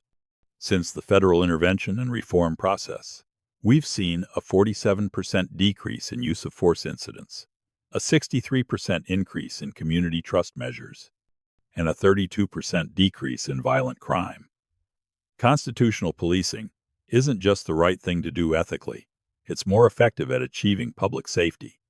The testimony continued for 3 hours, covering everything from medical protocols for treating police violence victims to the economic costs of systematic civil rights violations. By the end, the committee had heard compelling arguments for the national expansion of reforms that had begun in Atlanta. Across town, at the Department of Justice, Attorney General Thomas Rodriguez, a different Rodriguez than the SEAL team member, was announcing a new initiative, the National Police Accountability Database. The system would track officer misconduct across jurisdictions, making it impossible for problem officers to simply move to a new department after being fired or forced to resign. For too long, we've allowed officers with histories of violence and misconduct to skip between departments, leaving a trail of victims in their wake, AG Rodriguez explained at the press conference. Derek Hayes had complaints against him that should have ended his career years before he threatened Rebecca Thompson. This database will ensure that no officer can hide their history of abuse. The database was directly inspired by the discovery that Hayes had worked for 2 other police departments before Atlanta, leaving both under circumstances related to excessive force complaints that were never properly investigated. In Atlanta, the Thompson Family Justice Center had expanded into a 3-story building that served over 1,500 families per year. The center had become a model for community-based police accountability organizations nationwide, with satellite locations opening in 12 other cities. Maria Gonzalez had won her mayoral race in a landslide and was now in her 2nd term. Under her leadership, Atlanta had implemented some of the most progressive police reform measures in the country, including a civilian police oversight board with subpoena power and the authority to recommend discipline. Mandatory de-escalation training and regular psychological evaluations for all officers. A requirement that officers intervene when witnessing misconduct by colleagues. Body cameras that couldn't be turned off or tampered with. Independent investigation of all use of force incidents. The changes we've made aren't just about preventing another Derek Hayes, Mayor Gonzalez explained at a community forum. They're about fundamentally reimagining what policing should be, a service that protects everyone equally, that builds trust rather than fear. Cameron Willis had graduated from Morehouse with honors and was now in law school at Yale, specializing in civil rights law. His organization, the Willis Accountability Initiative, had trained over 10,000 civilians in how to safely document police encounters and provided free legal support to victims of police violence. What happened with Mrs. Thompson showed me that documentation changes everything. Cameron told a TED Talk audience that had gathered to hear about youth activism. But we can't rely on someone happening to have their phone out at the right moment. We need systematic approaches to ensuring police accountability. The organization had distributed thousands of body cameras to community members and created an app that automatically uploaded footage to secure cloud storage, preventing police from seizing phones and deleting evidence, a tactic that had been common before the reforms. Rodriguez, the SEAL team member who had become the Justice Center's technical director, had developed partnerships with technology companies to create tamper-proof recording systems. The technology exists to make every police interaction completely transparent, he explained to a congressional subcommittee. The only question is whether we have the political will to implement it. Dr. Chen's medical clinic had expanded beyond the Justice Center to include mobile units that provided care in underserved communities. We've treated over 8,000 patients who experienced or witnessed police violence, she reported to a medical ethics conference. What we've learned is that the trauma of these encounters creates public health crises in affected communities. PTSD, Anxiety, depression, and physical stress responses are common even among witnesses, not just direct victims.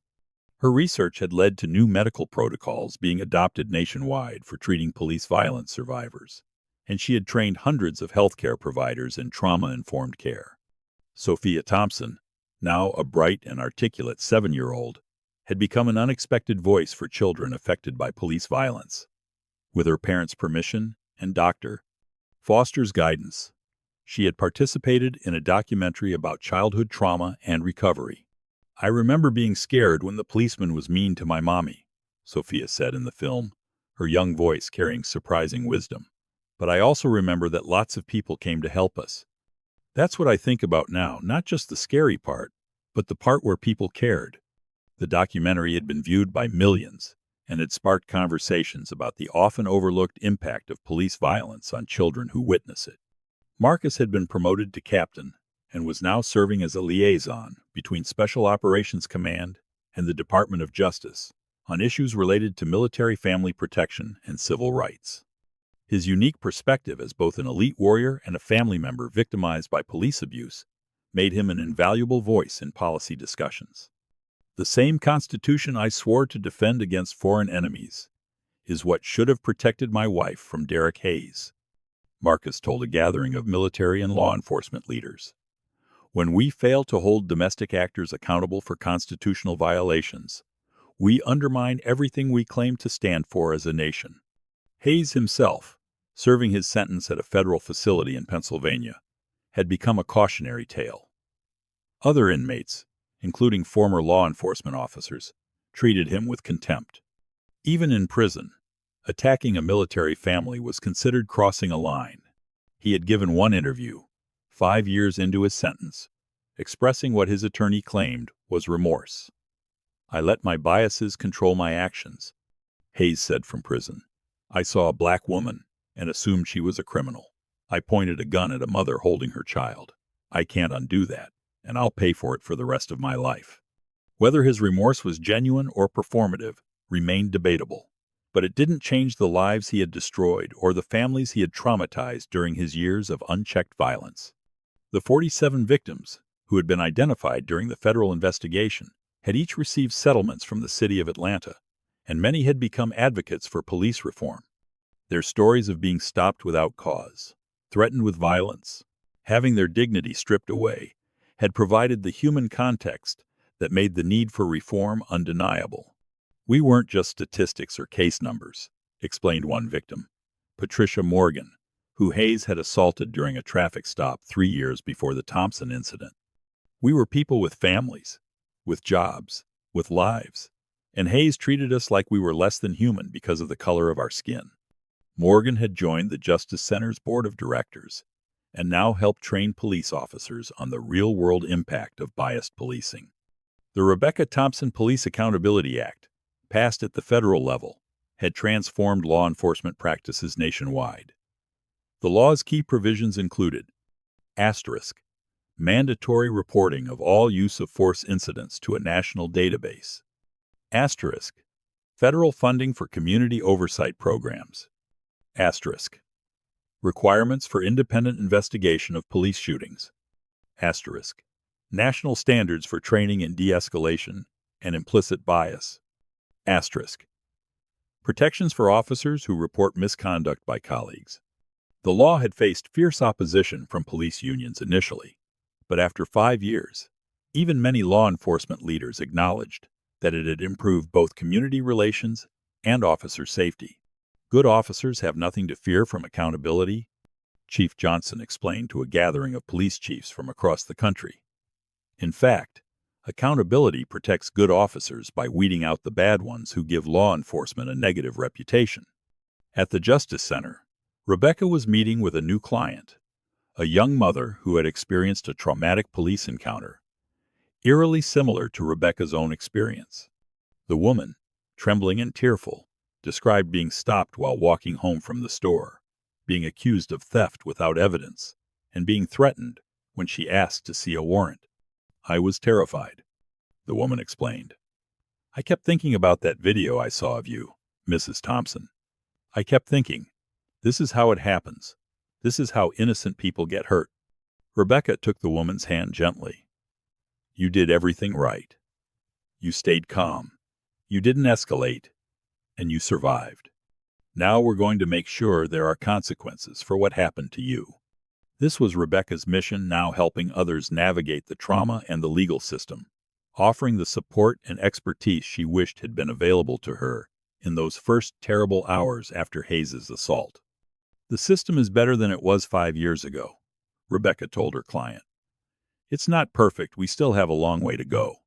But there are mechanisms now for accountability, for justice, that didn't exist before. And I'm going to help you access every single one of them." As the meeting concluded, Rebecca walked to the window of her office, looking out at the bustling Justice Center. She could see Dr. Chen's clinic, where patients were receiving care, Rodriguez's technology lab, where the latest accountability tools were being developed, the legal aid offices, where attorneys were preparing cases against officers who violated constitutional rights. This was the legacy of that terrible day 5 years ago. Not just one family's recovery, but an entire movement for justice and reform that had touched thousands of lives and changed institutions across the country. Marcus arrived to pick her up, and together they walked through the Justice Center they had helped build. Sophia was at an after-school program, learning computer coding and showing the same technical aptitude that Rodriguez had displayed in his military career. "Do you ever regret it?" Marcus asked as they drove home. "All the publicity, the testimony, the constant reminders of what happened?" Rebecca considered the question carefully. "Sometimes I wish it had never happened. I wish Sophia had never been traumatized. I wish I didn't still have moments of fear when I see a police officer.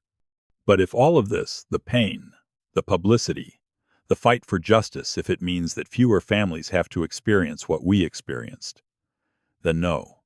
I don't regret using our story to create change." That evening, as they tucked Sophia into bed, she asked a question that had become part of their nightly ritual. "Tell me about the people who helped us." It was how Sophia processed her trauma now, not by focusing on the scary moment, but by remembering the community response. So Rebecca and Marcus would tell her about Cameron, who recorded everything to make sure the truth was known. About Dr. Chen, who refused to let police deny medical care. About the SEAL team who came to protect them. About Agent Santos, who made sure Hayes faced justice. About all the ordinary people who had done extraordinary things to demand accountability. "Why do they help?" Sophia asked, as she did every night. "Because they believe in justice," Marcus replied, as he always did. "Because they know that what happens to one family affects everyone. Because they're good people who refuse to stay silent when they see something wrong." Satisfied with the answer, Sophia drifted off to sleep. Her stuffed bunny clutched against her chest, the same bunny she had been holding that terrible day in the parking lot. In the quiet of the evening, Marcus and Rebecca sat together, watching their daughter sleep peacefully. The journey from victim to survivor to advocate had been long and difficult, but they had emerged stronger, more purposeful, and surrounded by a community that had rallied to support them. "She's going to be okay," Rebecca whispered. "More than okay," Marcus agreed. "She's going to change the world." And watching their sleeping daughter, who had survived trauma and emerged with compassion and a deep sense of justice, they believed it. 10 years after Derek Hayes pointed his weapon at Rebecca Thompson, the landscape of American policing had been fundamentally transformed. What had started as one family's traumatic encounter had sparked a nationwide reckoning with police accountability that showed no signs of slowing. Rebecca stood before a crowd of 5,000 people at the National Police Reform Summit in Chicago, her voice strong and clear as she delivered the keynote address. She was now Dr. Rebecca Thompson, having earned her Ph.D. in trauma psychology, and she led one of the nation's premier research centers on police violence and community healing. "A decade ago, a racist police officer thought he could end my life without consequence," Rebecca began. "He was wrong. But more importantly, He became the catalyst for a movement that has saved countless lives and transformed how America thinks about law enforcement and accountability. The statistics were staggering. In the decade since the Thompson case, asterisk, police shootings of unarmed civilians had decreased by 68%. Asterisk, community trust in law enforcement had increased by 54% overall and by 72% in communities of color. Asterisk, the number of police departments under federal consent decrees had tripled, with reforms showing measurable improvement in civil rights protections. Asterisk, every state in the nation had passed some form of police accountability legislation, but the numbers only told part of the story. The real impact was in the lives saved, the families protected, the communities healed. Marcus, now a rear admiral and the youngest person ever promoted to that rank in SEAL Command history, sat in the front row with 12-year-old Sophia. Their daughter had grown into a remarkable young woman, articulate, compassionate, and deeply committed to social justice. Sophia had started her own youth organization, Kids for Accountability, which taught children across the country about their constitutional rights and how to safely document police encounters.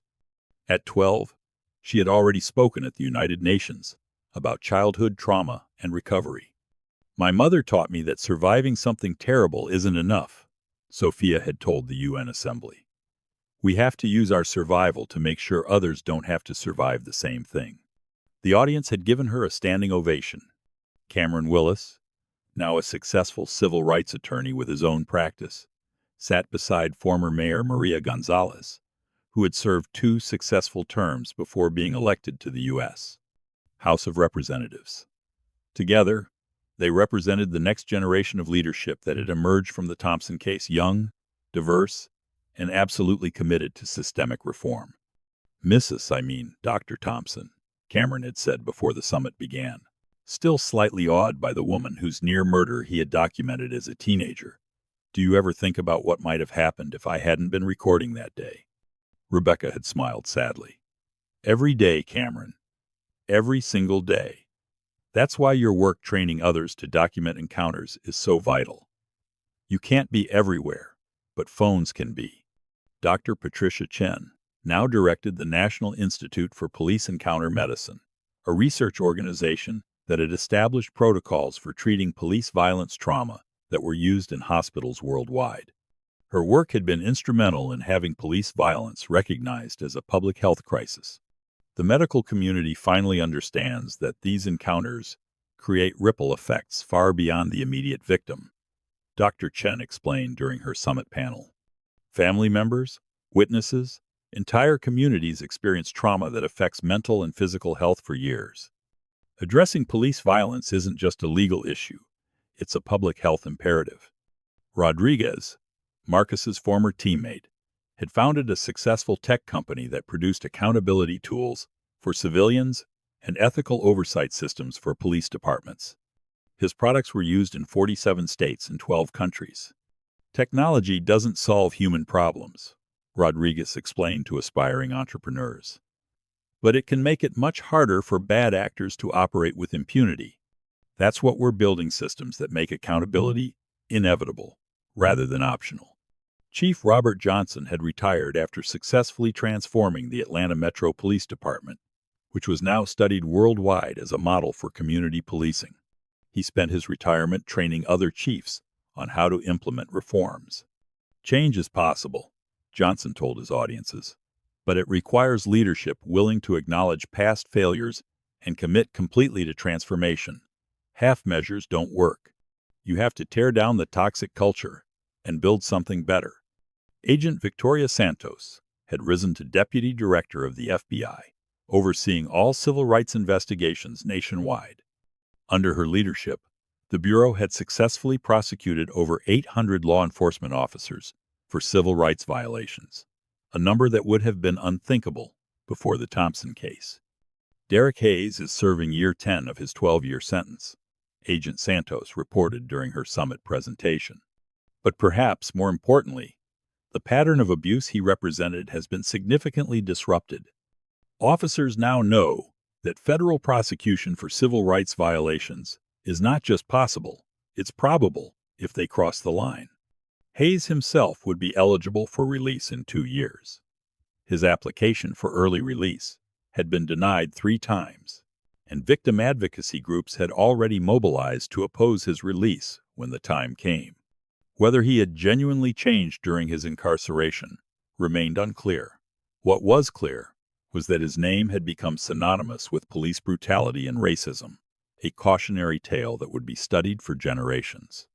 Former Sergeant Linda Martinez, who had stood by while Hayes threatened Rebecca, had completed her reduced sentence and had spent the subsequent years working tirelessly for reform. She had written a book, The Blue Wall: How I Protected Abuse and How I'm Working to Tear It Down, that had become required reading in many police academies. I can never undo the harm I caused by protecting Derek Hayes, Martinez wrote in the book's conclusion. But I can spend the rest of my life making sure other supervisors don't make the same choice, choosing loyalty to bad cops over loyalty to the community we serve.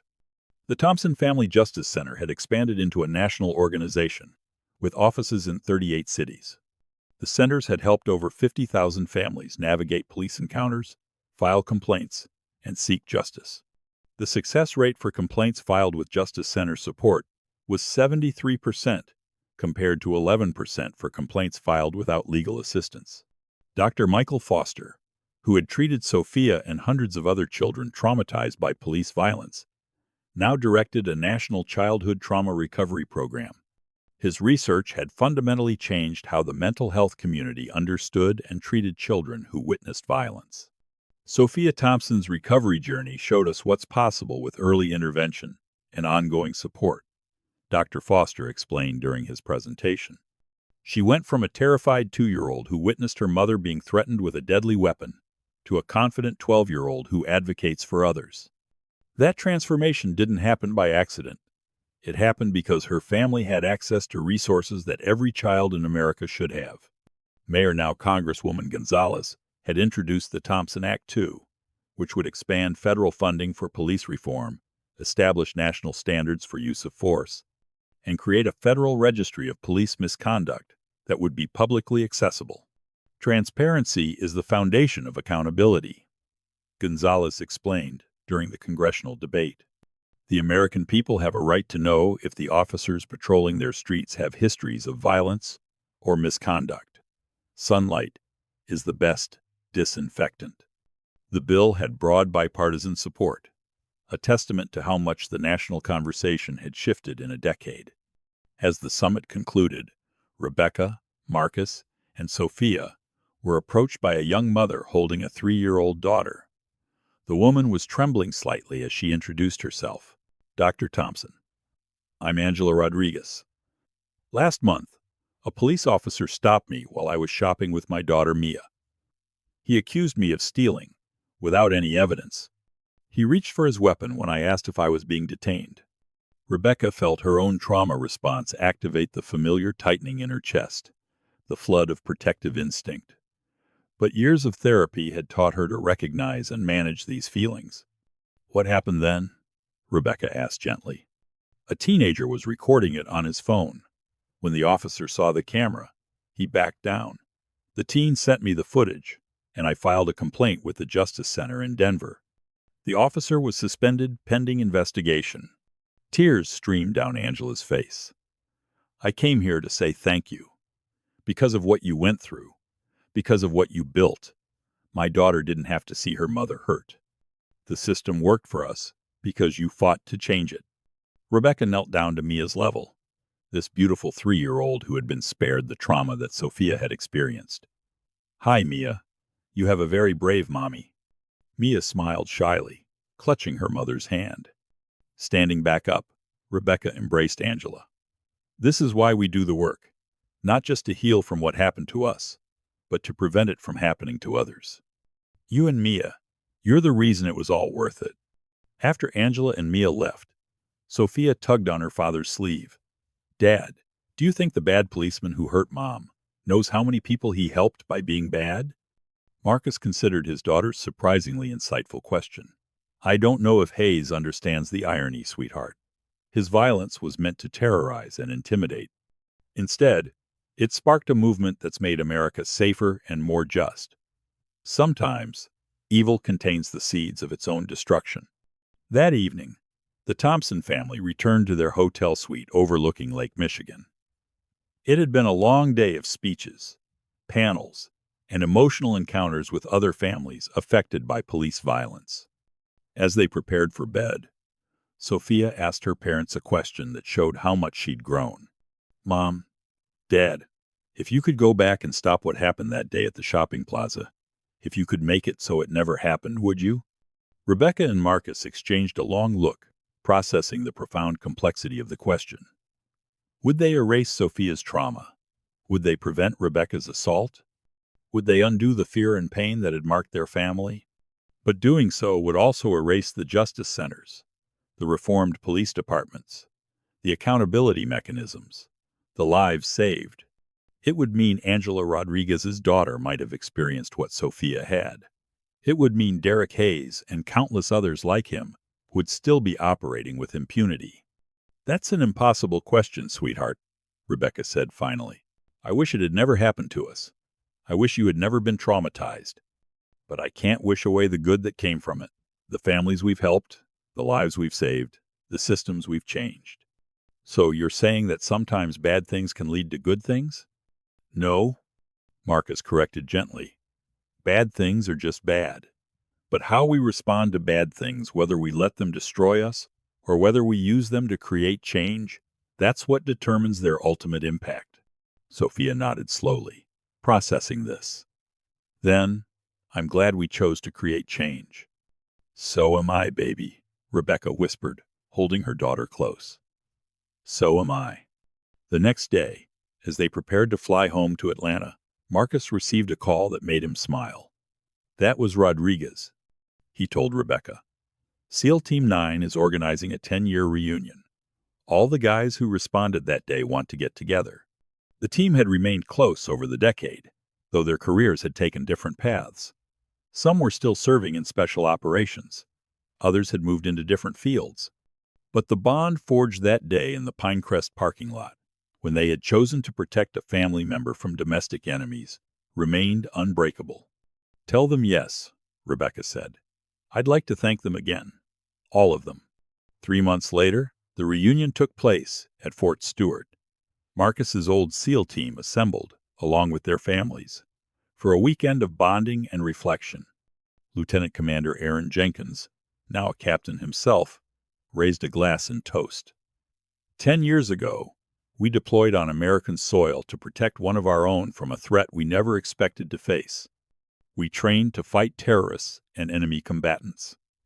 Instead, we found ourselves confronting a racist cop who thought he could abuse his authority without consequence. The room was silent, as Jenkins continued. What we did that day, positioning ourselves between an armed aggressor and an innocent family, that's what our oath to defend the Constitution really means. Foreign and domestic. All enemies.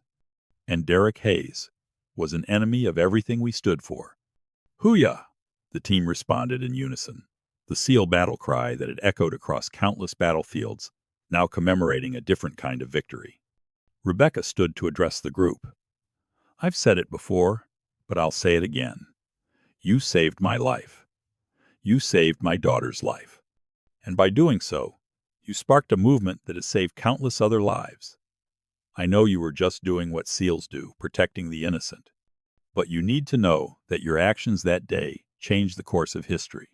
After the formal reunion dinner, the families gathered more informally. Sophia spent the evening talking with the children of SEAL team members. These military kids, who understood sacrifice and service in ways their civilian peers didn't.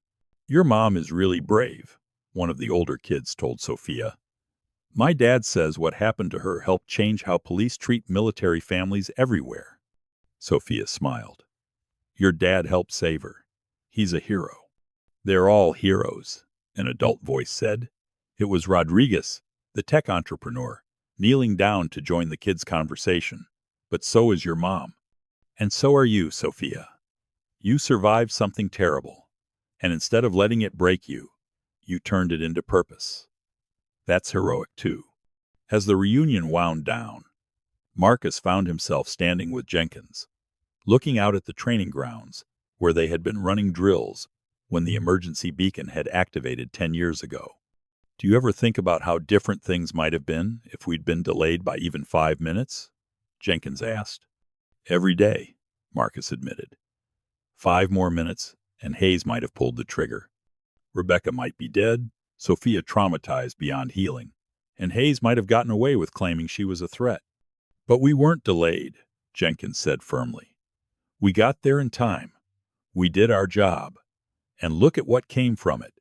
Marcus nodded, watching Sophia laugh with the other children. Sometimes I wonder if this was what we were really training for all along. Not foreign battles, but protecting the Constitution right here at home. Maybe both, Jenkins suggested. Maybe it's all connected, the willingness to stand up to tyrants, whether they wear enemy uniforms or police badges. Back in Atlanta, the 10th anniversary of the Pinecrest incident was marked with a major ceremony. The parking lot memorial had been expanded into the Thompson Peace Garden, a beautiful space where families could gather and community events could be held.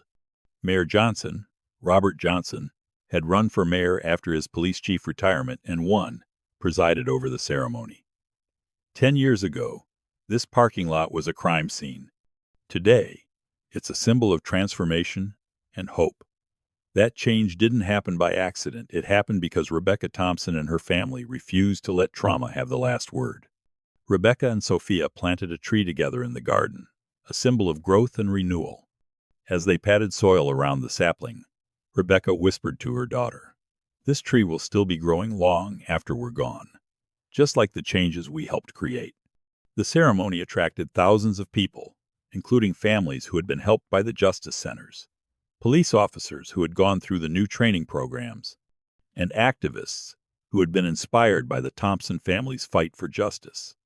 Cameron Willis, now a prominent civil rights attorney with a successful practice and a regular media presence, delivered a speech that brought many to tears. "I was 16 years old when I pulled out my phone and started recording," Cameron said. "I didn't know I was documenting a moment that would change American history. I just knew something wrong was happening, and I needed to capture it." He paused, looking at Rebecca and Sophia. "What I've learned in the decades since is that documentation is just the beginning." Rebecca Thompson could have taken her settlement money and disappeared. She could have focused solely on healing her family. Instead, she built institutions, changed laws, and dedicated her life to making sure what happened to her didn't happen to others. That's not just survival, that's transformation.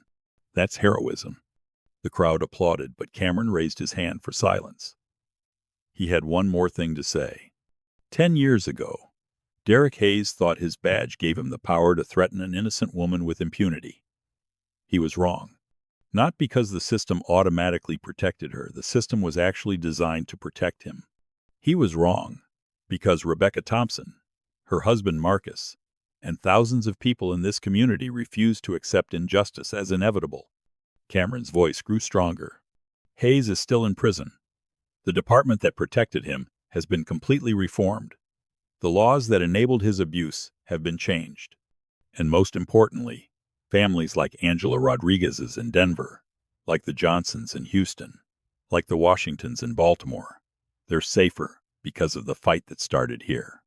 As the ceremony concluded, Rebecca found herself surrounded by people wanting to share their stories, how the Justice Center had helped them, how the new police accountability laws had protected them, how the national conversation about police violence had validated their experiences. Each story was a reminder that their struggle had mattered, that their pain had been transformed into purpose. That evening, as the Thompson family returned home, they found a letter that had been delivered to their door. It was from Hayes, writing from federal prison.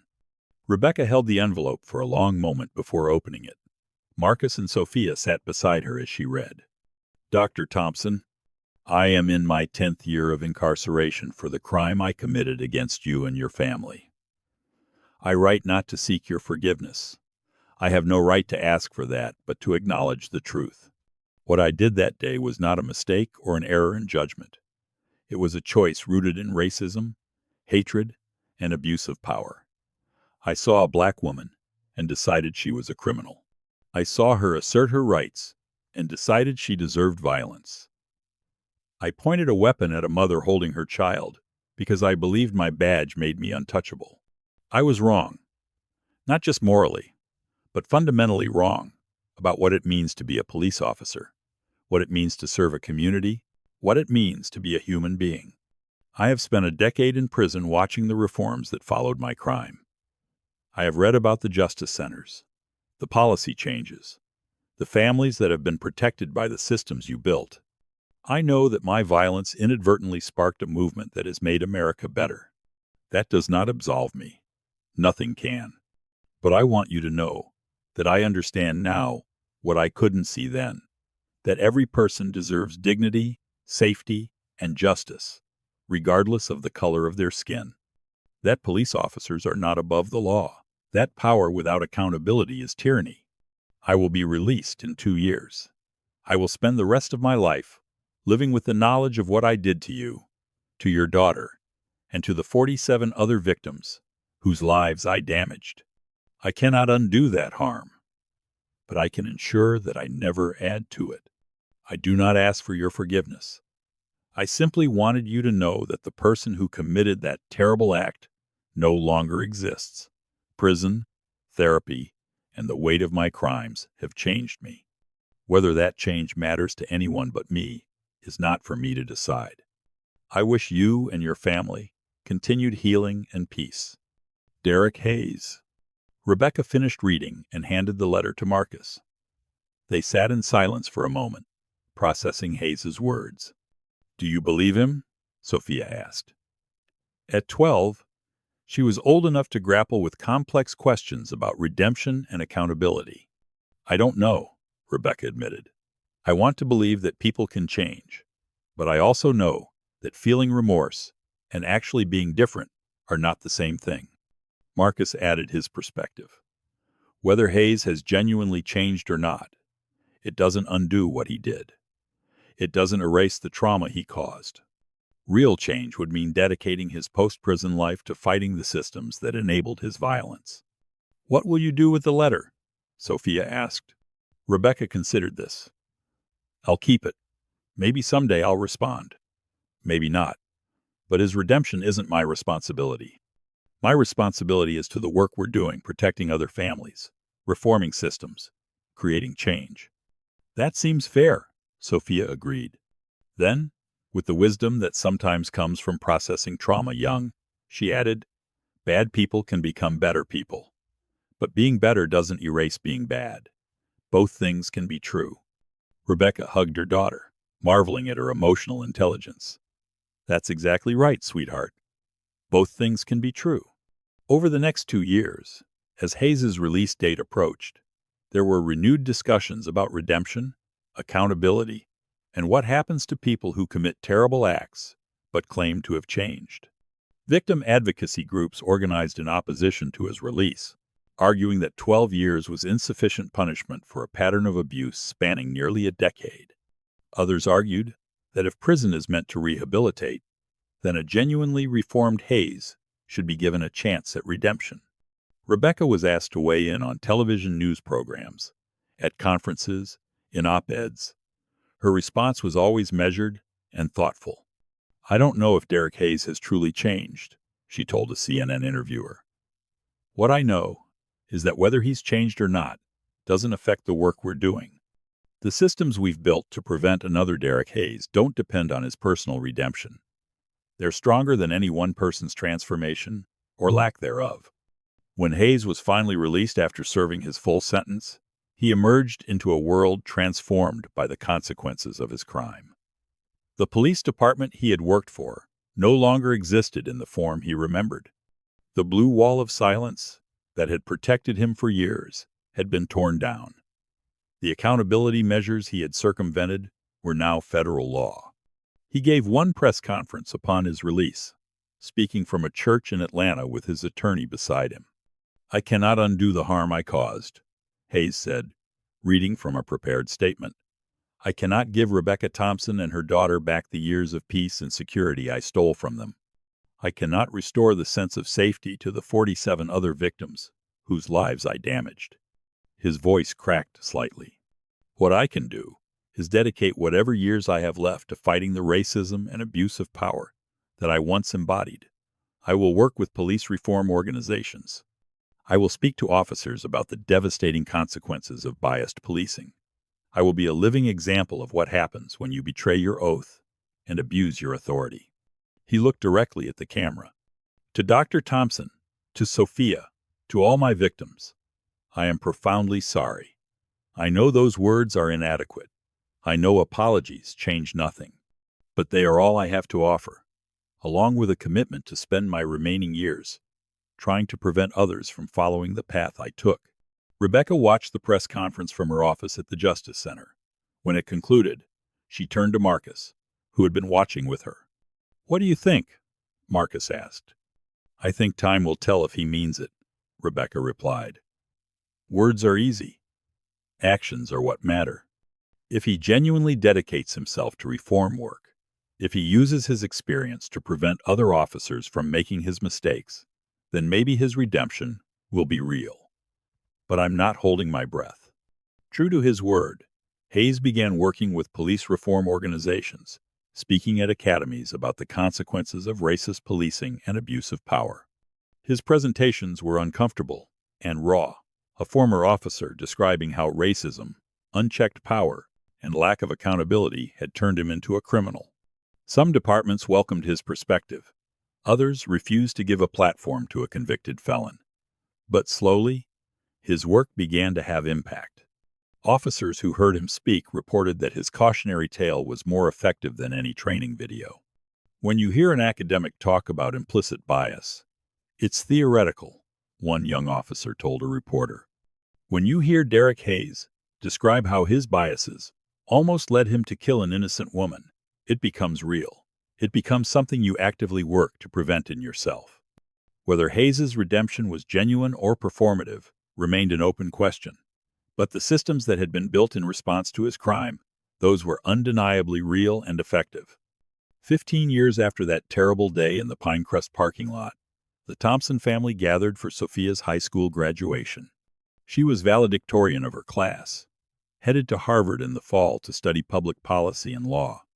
Her graduation speech was titled, From Victim to Victory, a personal journey through trauma and transformation. I don't remember everything about that day when I was 2 years old, Sophia began, her voice carrying clearly across the auditorium. But I remember being scared. I remember my mother holding me tight. I remember the sounds, the shouting, my mother's fear, the sirens. She paused, looking at her parents in the front row.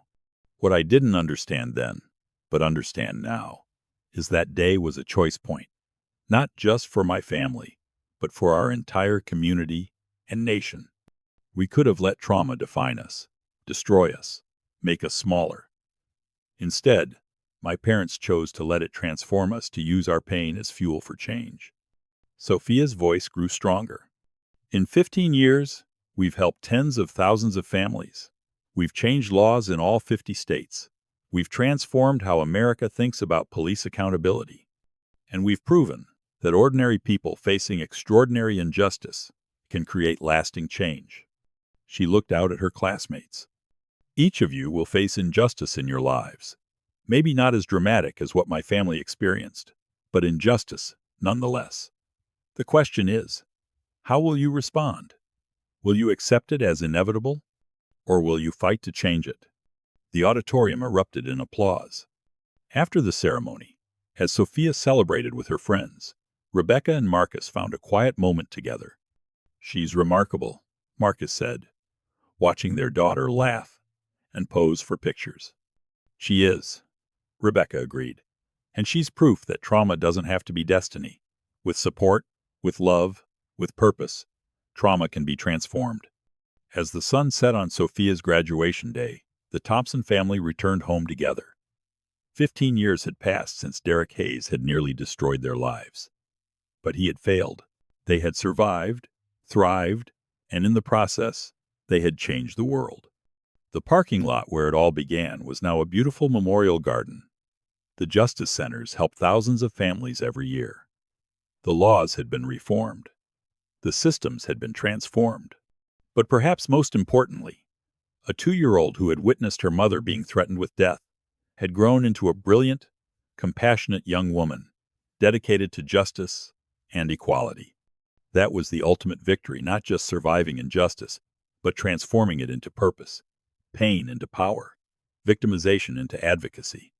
As Rebecca tucked into bed that night, she reflected on the long journey from that terrible day to this triumphant one.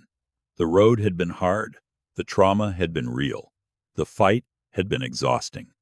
But it had been worth it, because Angela Rodriguez's daughter Mia hadn't been traumatized, because thousands of families had received justice through the systems they built, because police departments across America had been reformed, because the conversation about racism and accountability had fundamentally shifted.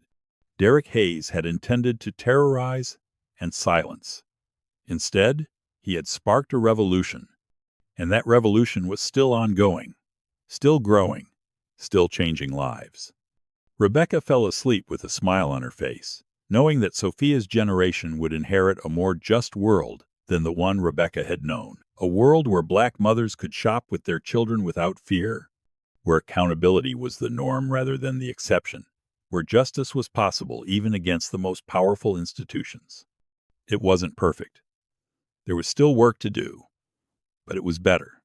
And it would continue getting better, one family at a time, one reform at a time, one generation at a time, because the Thompson family had proven that change was possible, and that knowledge, once unleashed, could never be contained. Thank you for watching this journey unfold. The story of Rebecca, Marcus, and Sophia Thompson reminds us that even in our darkest moments, we have the power to create light, not just for ourselves, but for everyone who comes after us.